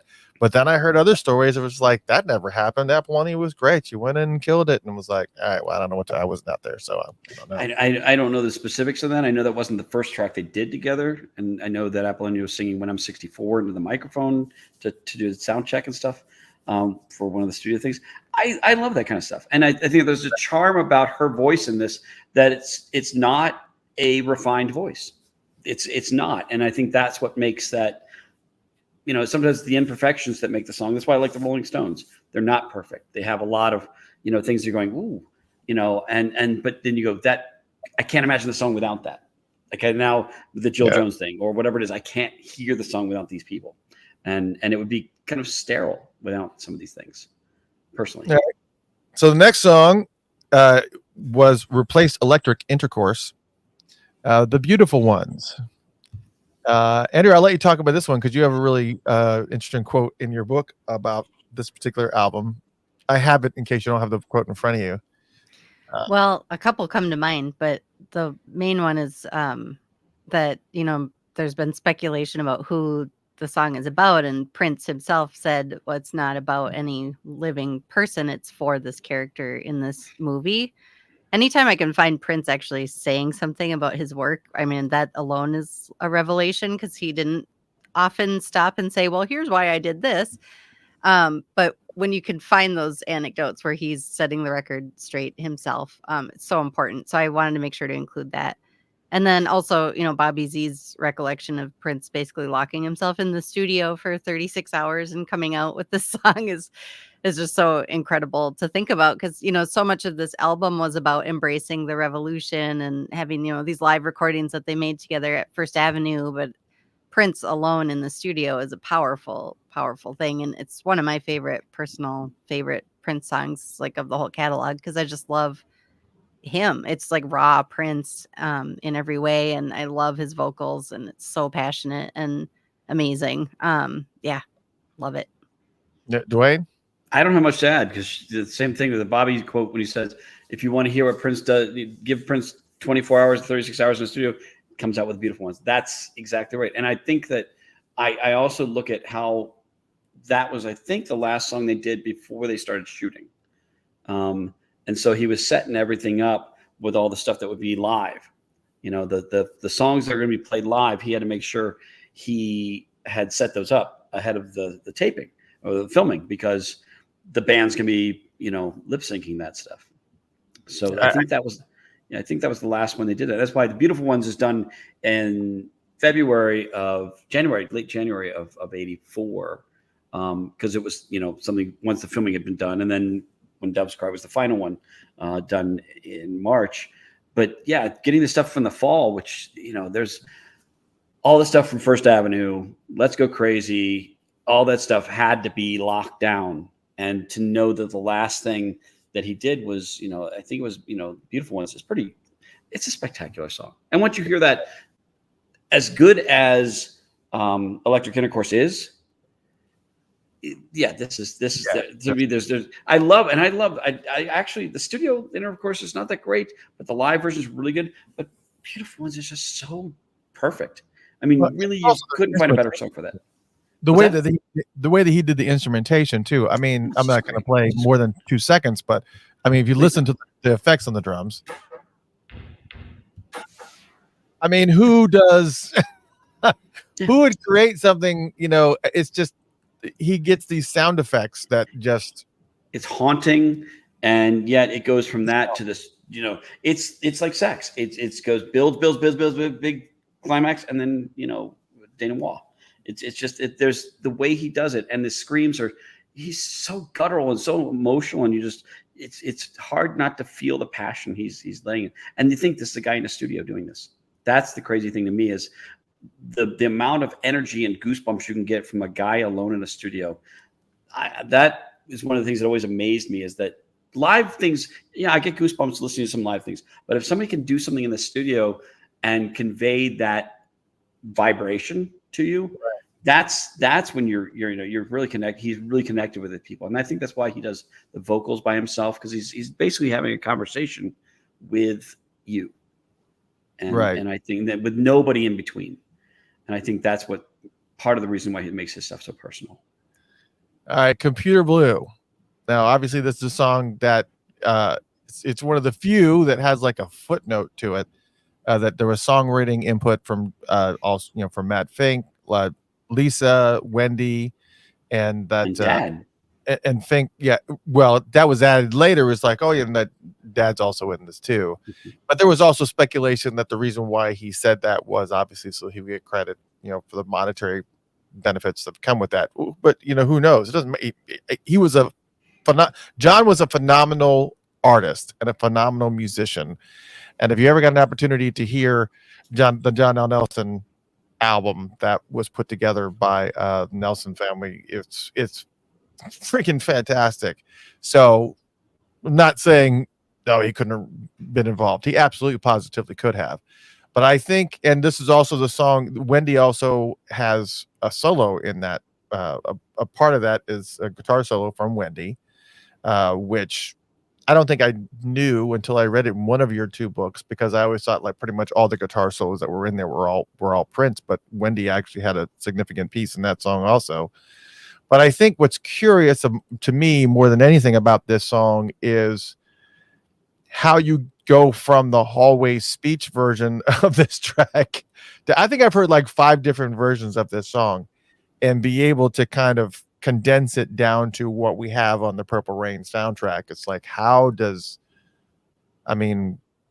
you even, because when you have so many good pieces of there's so many interesting and dynamic things that are happening when you listen to the entirety of it, and like it's like condensing Crystal Ball down to 3 minutes. I know it's been done, but it's like, it's just unfathomable that it's I don't know. What do you think?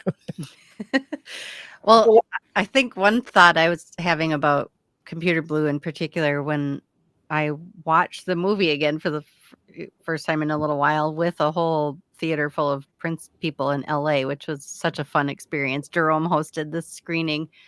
And I realized, it's broken down in such an interesting way throughout the film, with, the father in the movie playing it alone on the piano. And then you're hearing echoes of these different melodies and themes that are kind of woven into the score. And it's really impressive to me to think about, Prince in his first film ever is thinking about music in a way that is so perfectly complementing these like visual scenes, and in a way is like helping to compose the score in addition to the songs that are going to end up on this album. And to think through things in that level of detail is, it just really, I think, is really speaks to his level of genius and the way that he could think, 4 steps ahead of where he needed to be and see how it was going to be broken down and fit into this story that they were telling. Right. Yeah, because you're right. He did piecemeal a lot of that stuff, and not. I don't want to go backwards. I want to keep moving forwards. But with the beautiful ones and that weird drum uh, pattern was used during that suicide scene where kind of Right. where Right. it's just kind of losing his mind as a. It was just Right. so yeah. It's just the way that he kind of dissected some of those songs and just kind of placed them in just all throughout the movie was just insane. So Dwayne, what's your thoughts on Computer Red? I agree. The amount of the songs fitting both the purpose on the album and the purpose in the movie is a tough one to do, because most soundtracks have not a lot of thread through them, and this one, each one has their place. Two things that come to mind with this song. First off, the longer version is something we all love, or at least I do. There's a song by a band named Eben Ozen, EBNOZN, and it's called AEIOU. One of my favorite bands. Bag Ladies are great. Yeah. Yeah. Yes, but you listen to the way he's talking into it. It's. I think Prince was listening to that on MTV, because you hear the way he's talking in the hallway speech a lot like that. There's another song by Gary Newman called "I Die, You Die," and you can hear elements of that in this, and maybe even some of the other songs in the album, where there's chaos at the end and stuff like this. And so I love that Prince is not just getting Sly Stone and James Brown and Michael Jackson as influences, but to have more obscure thing, Gary Newman, Eben Ozen. How many people know of Eben Ozen? But if you listen, well, there you are. See, but that's the part of the fun is finding these little things, and when you hear it, you go, "Oh yeah, I totally hear that," and that's a little fun thing to me. So yeah, that's what I would say on this. Yeah, I think, and we actually, which kind of was a little disappointing actually, because of the fact that the lead singer for Eben Ozen died like 5 years ago, I want to say it was, and also the lead singer of Wah Wah Nee, which is another one of these obscure Australian bands, that a lot of people don't remember or know, but yeah, Eben Ozen. Wow, what a flashback that was. Thank you for that. For those who don't know who Eben Ozen is, Look it up. Seriously, people. Oh, there it is. Yes, yeah.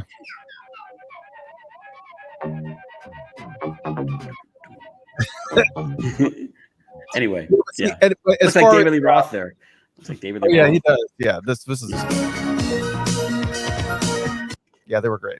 That album was actually really, really good. I think Jimmy Fallon made fun of them one time because he had this little segment about bands that albums that are real, or I guess were fake albums that I don't know. Anyways, but yeah, Prince really, really liked Gary Newman a lot. I think they were friends. They were really good friends at some point, or I don't know if they're friends, but I know there was a mutual respect for each other. I don't know if they might have been. I don't know if they, I know that Gary Newman did a cover of, what song was that? I forget what it was, but also Prince used some of the sounds from "I Am Vapor," I think was the name of the song for one of Prince's songs. So there was, they mutually respect each other. I may be off on the names of these things, but I think that's what it was. Yeah. And that brings us to Darling Nikki. Oh my gosh. Oh, there's so much history and stories that goes behind this one. Obviously, this was one that he recorded by himself in a basement studio, which was, I guess wasn't Sunset Sound, was it? Was somewhere else. It's home. This is home. It was a home studio, because that's the reason why it had such a different dynamic and sounded so drastically different audio wise than anything else on there, was because I guess he did everything. He mixed it down, and then when it didn't really match up with the production quality, that they had, not production quality, but with the production that they had done on the rest of the album.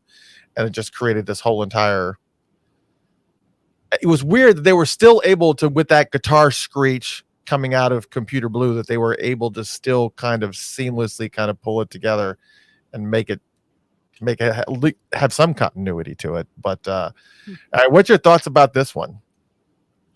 I mean, the lore around it is incredible. You know, just the visual of Tipper Gore walking into her daughter's room as Darling Nikki's playing and having that inspire her, you know, PRMC group and the Filthy 15 and the explicit music stickers, and it's just kind of hilarious. And I found a couple quotes from Prince talking about how he found it pretty hilarious, you know, that was the legacy of this song, and especially in context with music that comes out now and how explicit it can be. You know, I think he felt he was pushing the envelope at the time for sure, but now it's, you know, almost tame compared to some of the things that are on the radio. So that part that's like, it's got this whole life to it beyond the movie and beyond the soundtrack. But I love Susan Rogers' story about starting to work with Prince and going to his home and going downstairs into his home studio, and this was what was queued up, and the first thing that she heard in that studio space as she was starting to work with Prince and just being blasted by these, you know, crazy screeching gospel vocals and this wall of sound that he had created. And it's like, welcome to my studio. Here's your new job. Yeah, that's yeah, I can't even make, yeah, she did talk about that when she was on the show. She's yeah, it was pretty amazing to hear some of her experiences. And I wonder what she thought about the level of production that he had done on it before she had even touched it. Was she involved in the final mastering of that, Dwayne? Do you remember from Susan? Yeah, I think the mastering was done by Bernie Grundman, but the crossfades and stuff like that, I don't know. It could either have been Peggy or Susan. I don't know. Peggy did a lot of that stuff. Yeah. A lot of that stuff. But Peggy did also the earlier album, so I don't know if he was going back to that or not. I can't say for sure. Yeah, and I actually have this on my list, but I'll let Steve with the backwards audio at the end of it. That obviously is something that was a little bit unusual. It was a highlight in the Purple Rain tour. Well, he didn't just do it in that song. It was in one of the other songs on the side too, where he played some stuff in the background of what was it? Baby I'm a Star. It was either Baby, it must have been Baby I'm a Star. But also the other thing that I think is interesting in Darling Nikki at the end, some of the sound effects. If you're familiar with the old Disney sound effects record back in the day, there was a sound effects record by Disney that had like chains sound and stuff like this. A lot of that stuff was stuff that got used in this because they had a library there at Sunset where they would take just things off the wall and all these authentic sound effect libraries, and they would he'd find sound effects and go, yeah, let's use this, and just throw it in there and say, okay, that works. And sometimes it was, you know, there were things he could find, but sometimes he'd have to actually go and use the toilet actually flushing. But that's, to me, part of the fun is you look at what he saw the studio as another instrument, and how can I make this noise and stuff like this, and so that's part of the fun to me, is finding these. And in some of the books, I try to get exactly what that sound effects was, you know, in Pop Life or whatever it is. Try to find that so people can go look for that. And I've had fans that have said this is where it is, or they've sent me tapes of these sound effect libraries. It's like, that's really cool. There's one in Vanity 6 where you hear a body fall down a stairs and stuff like this, and it's like that kind of, it's fun, you know. I love that stuff. So yeah, and maybe this was one of those Etch-a-Sketch moments for me, but you're telling me that there is a Disney sound effect that was actually used in the final cut of Darling Nikki? They had a Disney library of sound effects in there at Sunset. So like one of the guys that used to run, as I recall, Sunset had something to do with Disney, and they had some of these libraries in there of all these sound effects. And if you don't have to get licensed, you just use. I don't know what to do. They do. Again, I've said this before. rarely do people ask me legal questions. So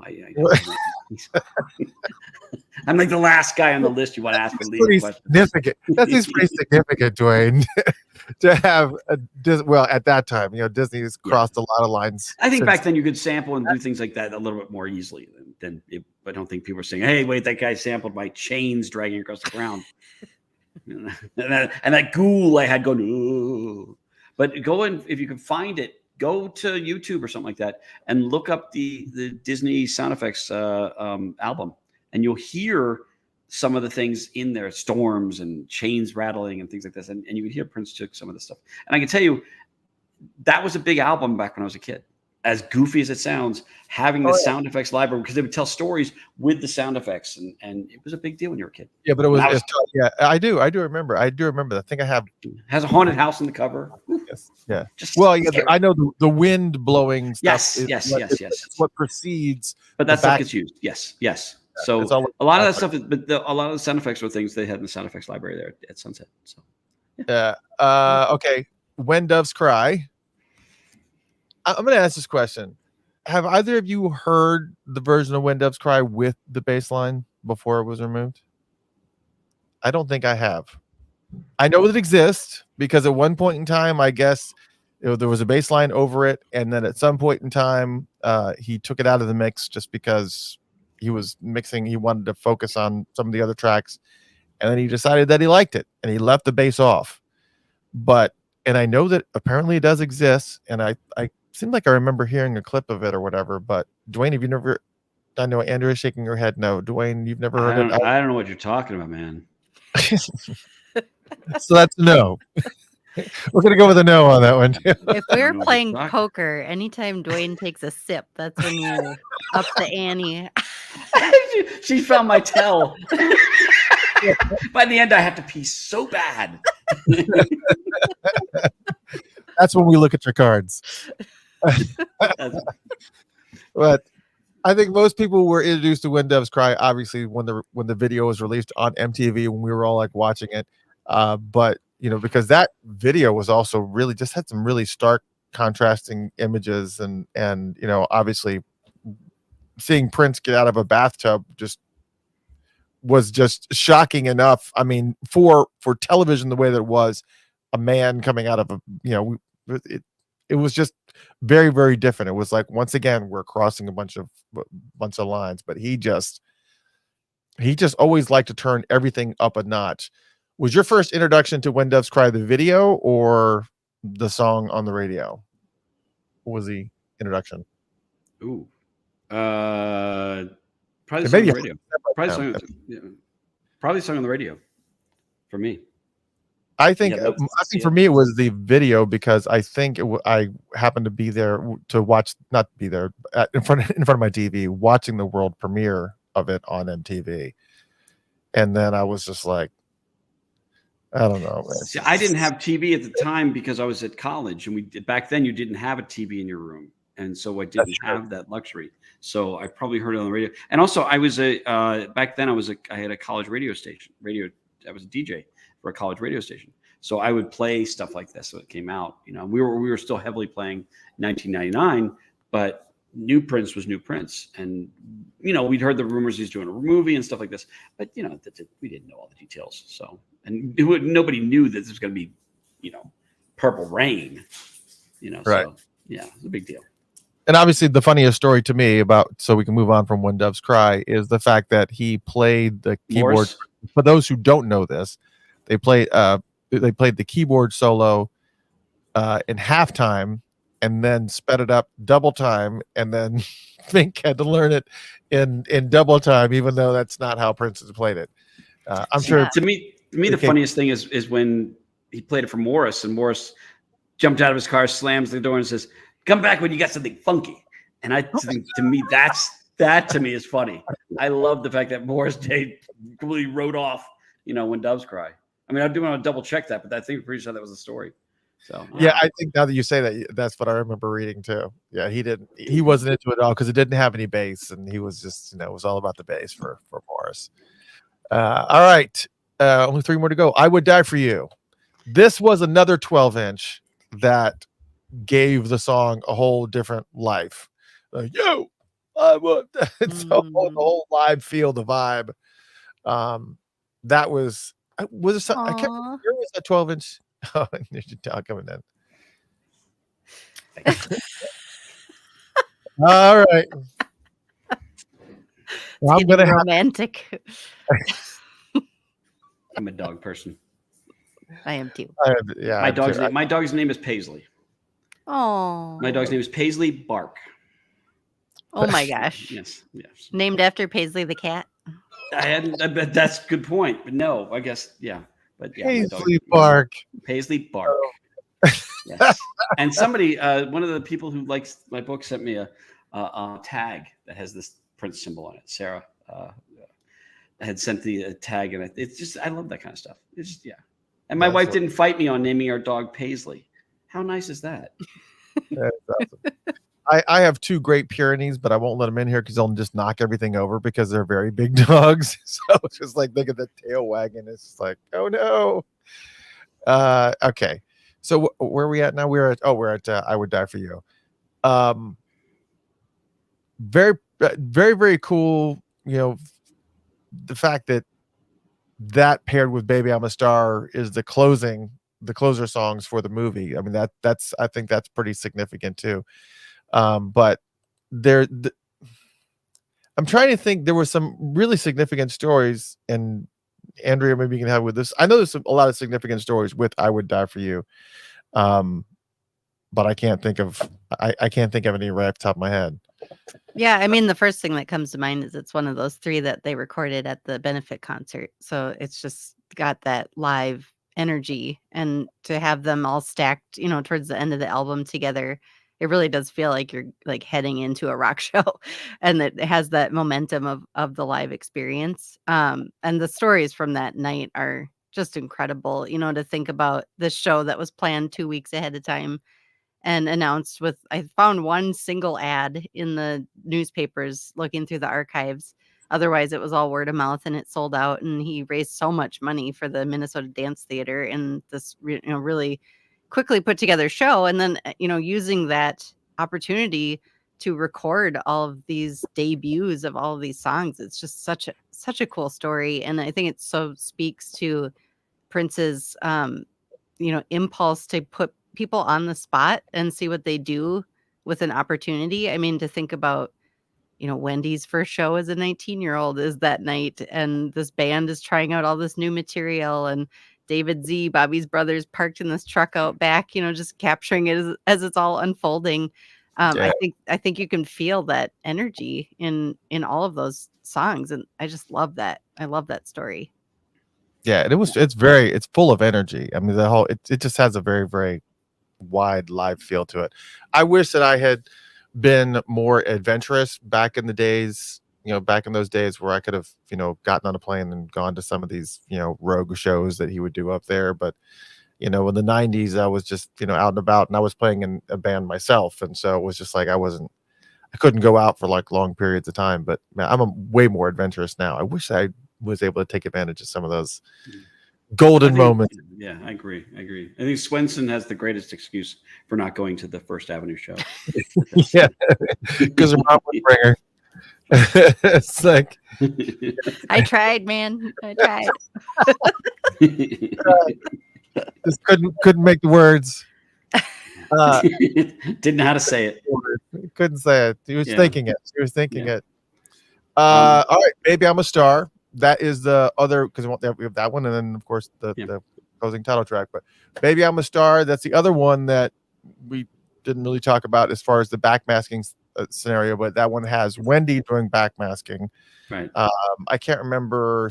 I think somebody had actually made a reference to exactly what you said, but I know there was like the taste is all in their mouth. It's So like, F them, man. What do they know? All their taste is in their mouth. Really, what the F do they know? Come on, man. Let's go crazy. Yeah. So that is their, and it adds, what's funny is that even though the whole time that was there, even growing up in the early 80s in the 70s and early 80s, when back, because my mother was, a really deep, heavily involved Christian. in the churches and everything, and they were really pushing against that backmasking. It's just like, you can play Another One Bites Dust backwards, and it says decide to smoke marijuana, and all of Stairway to Heaven is backwards, and it's like some type of diatribe from the devil. And it was like, oh my God. And it was so funny that even though I heard all of that stuff growing up, I don't think I ever noticed really that backmasking on Baby I'm a Star until like much later, like probably into the 90s. It just kind of felt more, the way it was done in that song, it just kind of felt more like a texture than anything like you were paying attention to it. And I don't know. What about you, Dwayne? What do you think? I'm a couple things about this. The backmasking, yeah, I just think when he's trying to add things to it, I don't think Prince could just let a live track be a live track. I mean, he did a lot of overdubbing on both Baby I'm a Star and I Would Die for You. You look at a lot of September of '83, it's weeks of him going back. And from what I understood, and I got to look on this again, I think one of the guitars was slightly out of tune. So he had to go back and kind of detune his guitar to match that, which is a lot of work. I mean, you really kind of do that. And so I find to me, they're great songs. The whole last three songs are fantastic. What I love about the last three songs is the shifted order, because in the movie, Purple Rain comes before those two songs. And I think it's the only example in the entire album where these songs, because they're in the same order as in the movie, with the exception of the last three songs. And I love the fact that he realized I have to end the album with Purple Rain. Movie would not have worked ending with Purple Rain. The movie worked really well with ending this. And what I think I remember again, I'm getting old, so I may be completely wrong. I may be quoting Rick Springfield stuff, but as I remember, I think Baby I'm a Star was not shot when they shot I Would Die for You for the film. And I think they had to go back and redo that last song in Los Angeles at the very end, because I think that the executives watched it. It was supposed to be credits over that, as I recall. And they said, where's the last song? Well, we didn't really shoot it. Okay, well, we kind of need this. So I think that was one of the pickups they did.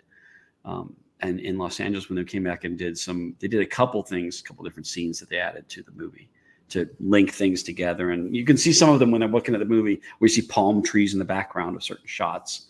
And I don't know Minneapolis great, but I don't know how many palm trees they have up there. Maybe by the lake. I don't know. They're in Lake Minnetonka. That's what I thought. Yeah, that's what I thought. But I think that kind of stuff is really fun to me. And I like the figuring out those little things, and like just finding all these little pieces that tell the story that make you more interested in what you're listening to. I do remember that song took him the longest to work on, because when I was going over some of the details and I was about to have you on the show, for those of you who don't know, years ago, Dwayne and I did a album chat for Purple Rain, where we broke down every single song, like all the details about the song. Not this, we're just kind of grazing over, but we went over Purple Rain with a fine-tooth comb. You can go to patreon.com/Funkatopia. It's free. You don't have to become a member to see it. Right? Happy 40th.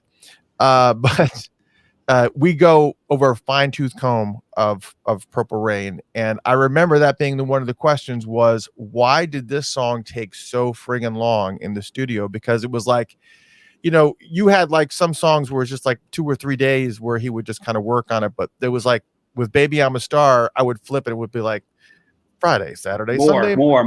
A week Wednesday, or two on end. It's crazy. Friday, Saturday, Sunday was like, what was it with this song that was driving him nuts? Well, I think he also knew that's the ending. That is the, except for Purple Rain, which is, going to be Purple Rain. Right. That is the high energy redemption. Look, I'm not that guy. I am this guy. And I think that's what, all those things were. And you want to make sure that came out well. I mean, Darling Nikki is sort of an insulting song about Apollonia in the movie and things like this. But when you get to these things, it's the celebration. And so you want to have it be flawless. Sorry, I wasn't shaking my head at you. Stacy said, wasn't that when Prince had already bleached his hair blonde and he had to wear a wig to reshoot the video in LA? I don't even remember that story. I think I'd heard that. I don't know exactly. I think that his hair had been cut. I don't know if it was bleached at that point. I know his hair got bleached right after, I think it was before the 84 the birthday show in 84. I think that he had some blonde hair then, but and that's why he had the Liza Minnelli wig for the Raspberry Beret video. Okay. Which I can't look at that hair and not think Liza Minnelli. It's it's just every time I see that, Liza Minnelli, hey, she's an Arthur. That's great. She's gonna be singing That's Entertainment or whatever, whatever. Yeah. So, but yeah. Jazz hands. I can already see her in my head right now. Yeah. So, but I don't know if that was when he did the blonde hair like that, but I know that he had a slightly different haircut. Supposedly, I think that when he's doing the last stuff, that it was off. It was more of a wig, I think. All right, that brings us to the title track, "Purple Rain." I'm gonna let Andrea take this one. Start crap. No. Oh man. I mean, well, I have to. Yeah, once again, just say how incredible it is that Wendy Melvoin was 19 years old and playing her first show with Prince, that night, and that's what we're hearing is her opening chords. That is incredible, and and the long version of it that they played that night, he let her play those opening chords over and over and over again for like 2 full minutes, I think, before he finally comes out on stage. So you can tell that he had fallen in love with that chord progression and whatever he felt it was communicating and setting the tone for in that moment is so powerful. So yeah, I love everything about that they captured that lightning in a bottle in that moment, and that I know it was edited, but I really think the spirit of what was communicated live is so present in that song, and I think that's what gives it so much power and why it still connects. I mean, I still to this day can't hear that song without feeling something. I think Claire Fisher's work and stuff on the end of I don't think it's Claire. I don't think it's Claire. Yeah, that's right. It's not Claire. Claire didn't come on until around. No, I think it's Lisa. Lisa was doing it. That string arrangement, you're right. That string arrangement at the end is something about that chord progression is the one that always hits me more than the actual song itself. I mean, it's still feeding off a little bit of the same progression, but it's just the way that it's just something about that. It's just, I don't know. It's some tonal about it that just really hits you hard. Yeah. And I was actually surprised with the celebration, the 40th anniversary of Purple Rain. I only heard Purple Rain 3 times the whole time I was in Minneapolis, which was unusual. Once by The Revolution. Who was the other band that played it? The VIPs may have a different experience, but didn't Taj do a version of that or not? Well, Taj played it in Australia's Got Talent. That's what it was. I wasn't there at Celebration, so I don't know. We'll talk about that tomorrow. Tomorrow we got a celebration recap and Taj Farrant, man, God. Yeah. Anyways, but so to me, one of the best parts of that is not necessarily the song, but in the movie. When he comes out and he's just standing on stage and you hear his footsteps, he's walking around. And it's, to me, that's what I think the camera doesn't stop. It's like a minute on him, a minute or two of just him looking, and you just felt for him, at that when he's talking about like to dedicate this to my father, and you I don't know. That is the emotional core of that movie. And then, everybody's crying as he walks on the stage and he storms off there doing his one song set like everybody's doing in that movie. Doing that huff and puff back to the dressing room. I'll go and lock my bike now. I'll get out. Yeah. My favorite when he like slams himself down in the seat and then he gets back up and he starts up. That's my favorite part. I love the movie. What I love about it, on top of all this stuff, is we're still trying to figure out exactly what Purple Rain means, but yet we all accept that this is Prince and he's doing something that that hits us all. And I don't know why Purple Rain, the song title everybody still goes 40 years. I still don't know what it is. And people say, well, the red and the blue and the sky and storms. Yeah, maybe, but I don't know. But it's still, it hits. And to him to be, that to be, it's not the worst signature song to have for your, for your career, even though he said much better songs or different songs.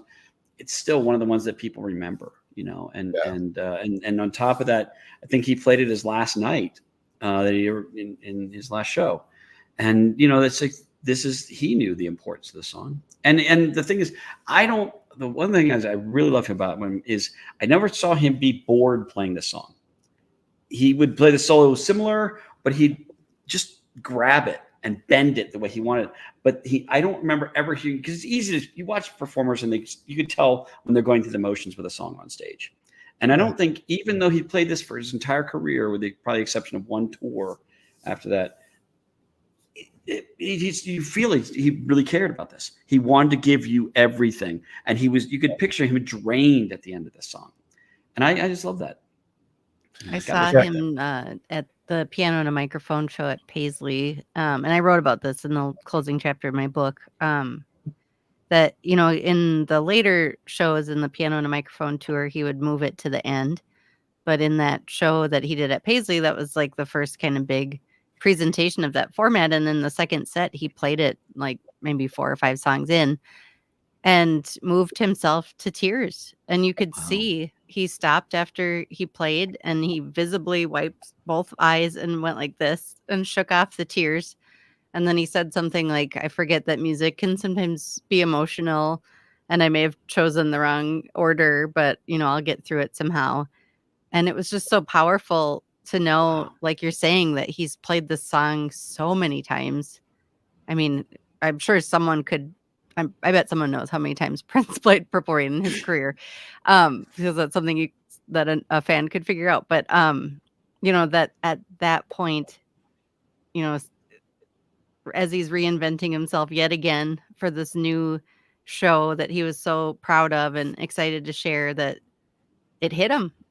The power of that song. And I think the cool thing is that we don't know what it means, and art, like the best art, has that room for subjectivity, so that every person can interpret it, and it can mean what you need it to mean for you, and he doesn't have to explain it. We can just feel it, and that's enough. I think that's just so powerful, and it speaks to what he was able to do. He was communicating to us in this really deep way, in a really emotionally powerful way. And yeah, Purple Rain is just such a great example of his power. What a great closer and opener. I mean, for the Let's Go Crazy to Purple Rain, it's like 2 solid, you know, bookends on this album. Not that there wasn't an album full of great stuff, but you have 2 really iconic, solid bookends on this. So yeah. I was lucky enough to see him perform it that last time here in Atlanta. I was at both of the Prince. I don't know why. I knew I had to go to both because I knew it wouldn't be the same show. Having seen Prince, that was the 26th and 27th time I had seen Prince in concert. And that was, and I knew that wouldn't be the same show. I just knew it. You know, I did 3 of those shows technically were the Purple Rain tour, because he came to Atlanta for 5 nights and I was at 3 of them. So sorry, that's just what happened. But to be able to see him perform it for the last time, and he may have done it, Andrea, I don't know, I don't think I've heard the entire recording of the Paisley Park. I know they're out there floating, but I don't think I'd heard the entire recording of that, as far as the Purple Rain part is concerned, because in Atlanta he had merged it with a bunch of other songs. So he played Purple Rain, and then he would flow into another song, and then flow back into Purple Rain, then flow into another song, and then he would flow back into Purple Rain, and then he closed with that. So it was kind of merged with a bunch of other ones. So did he play it in its entirety for the performance that you heard? This is just going off my memory of what would have been 8 years ago now, but I believe he played, it was just only Purple Rain, but I don't think it was like the full every verse necessarily. He was doing a lot of kind of truncated versions of songs, and then, like you're saying, he would kind of go off on these arpeggios and start to transition into the next song. But I remember it being like he played Purple Rain, and then he said what he said, and then he kind of moved on. Yeah, it's like some songs that it just, you can feel the emotion, like you were saying. I think probably different songs were hitting him at different points in his life. In Atlanta, I know the the song that hit me the hardest, and you could spiritually feel it in the room when he played it, which I wasn't really that familiar with the song, was the I Love You But I Can't Trust You Anymore. And I wasn't really fully familiar with that song, but the way that he played it in Atlanta, I was like, I know I've heard the song before, but I can't remember which song this is, because it was like a little bit more of a deeper track. That's on Rave Unto the Joy Fantastic with Ani DeFranco. That's why I bought like my first Prince record. Well, I don't think you've ever heard the slower version of this, but the way that he kind of broke it down and just kind of let it breathe and kind of it made it a completely different piece. It was just very, very, it was incredible. It really Can I say something about the that final tour? Because he was very personal in this, so telling stories about this. And to me, one of my dream projects I would love to see is, if they do a good documentary about him, to have his stories in there narrating the documentary, having him tell the story of whether my dad, whatever it is, because he was telling his stories and very emotionally at that time. At the same time, he's writing his autobiography. It just, to me, those should be telling his story in a documentary, and maybe keep going back to him on stage. But that would be the way to tell his entire story, and to hear the words from him in a personal way when he's exposing himself like he is on stage with it, emotionally. Somebody's gonna make that documentary, because then for all the rumors that I'm hearing, that Netflix one is toast. I don't know anything about it. Yeah, it's just I've heard all kinds of rumors, but somebody's gonna have to make a documentary from a true Prince fan, not somebody who wants to do a hit piece, not somebody who's a really true hardcore fan. But speaking of which, you two are some of the greatest fans around, and I'm so glad that I was able to get you guys both together on this show celebrating the 40th anniversary of the Purple Rain tour. Obviously, Dwayne Tdoll, good friend. You guys want to pick this up right here, Prince and the Purple Rain era studio session. Yeah, well, Prince and the Purple Rain era studio. You guys get ready with Andrea's book. Oh, I got it. 1984. And that is, you can go to funkatopia.com/Dwayne, funkatopia.com/Dwayne, DUANE, and pick that one up. And then of course, Andrea Swenson and her book, Prince and Purple Rain, 40 years. We all have it. And yes, it does they all have velvet covers.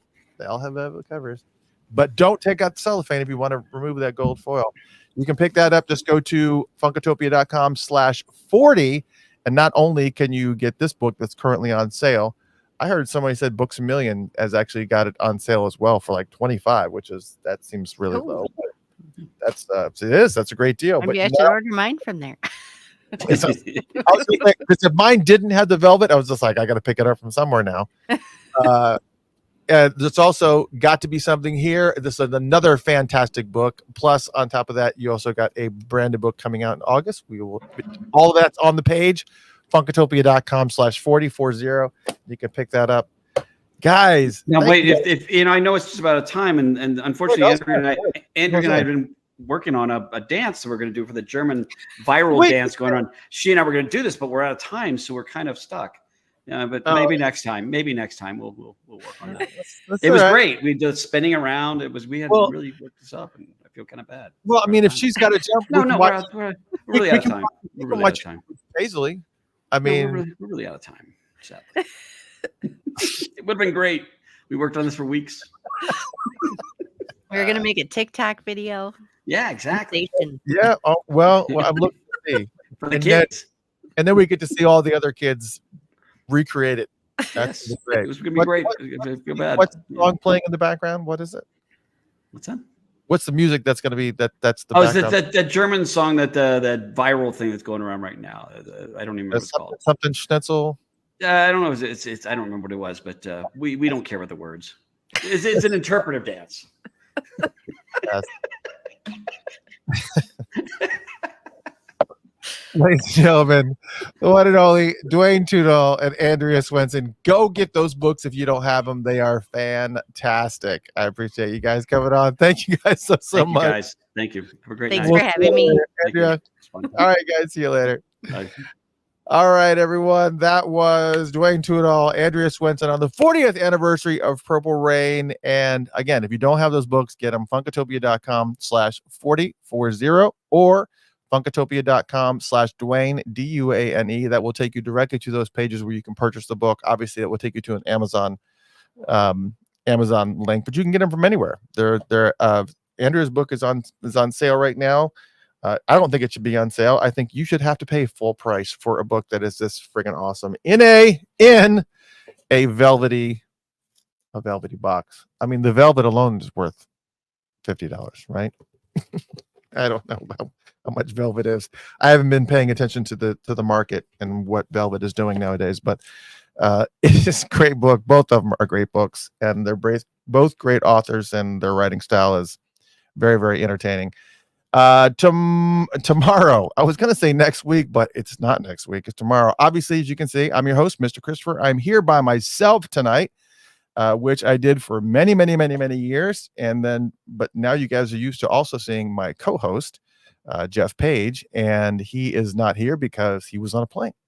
He's actually touched down. He has landed safely in Atlanta. So now he's probably on the way driving home and whatnot, but we will be back tomorrow at 7 p.m. Eastern Standard Time, not 8, at 7. I'm doing it an hour early because, again, I have to make sure I keep the peace in the house. So 7 p.m. Eastern Standard Time, we are going to do the Prince Celebration 2024 recap. So that's what you guys wanted to hear. You guys wanted to hear what we thought. We'll tell you. You know, don't expect anything. Don't expect any bashing. So if that's what you're going to be tuning in for, don't expect that. Actually, just tune in and you'll find out that it's not going to be any bashing. We're just going to just have a good time and enjoy the show, and just talk about the celebration. Talk about all the fun and fantastic things that happened, all the great people that we met. There's just so much that there's a lot to talk about. That's tomorrow night. I don't normally do shows on a Wednesday, but we can't wait a week. But I had to wait until Jeff Page was back in the mix. So thank you guys so much for tuning in. I hope you had a fantastic time listening to the 40th anniversary of Purple Rain with Dwayne Tdoll and Andrea Swenson. And again, go to patreon.com/Funkatopia if you would like to support the radio station, support the broadcast. We absolutely positively would appreciate it. If you go to patreon.com/Funkatopia, that's patreon.com/Funkatopia. You can support the station there because the radio station is an ASCAP licensed radio station. So we actually pay the artists when we play them. But on top of that, secondly, it also pays for anything that we need to do the broadcast, whether it be, if the camera gets busted, the streaming services, any upgrades to StreamYard or whatever that we have to do. All that stuff costs money. So if you can only do one-time donations, you can do that too. Cash App and Venmo, both at Funkatopia or $Funkatopia, whichever. We greatly appreciate it. Thank you so much for tuning in. We will see you tomorrow night. Yes, 2 nights in a row. So we'll probably end up taking next week off, depending on how things shake out. But for right now, thank you so much for joining us. And I hope you guys had a great time. Get some rest. We'll see you tomorrow. We're going to talk about the celebration. I know that's what you wanted to hear. I've got lots of stories. No matter what you hear, I was going to be, did a little chingy there. No matter what you heard, I did not cut in line. We'll see you tomorrow. We'll talk all about it. Good night, everybody. Have a good night. We'll see you.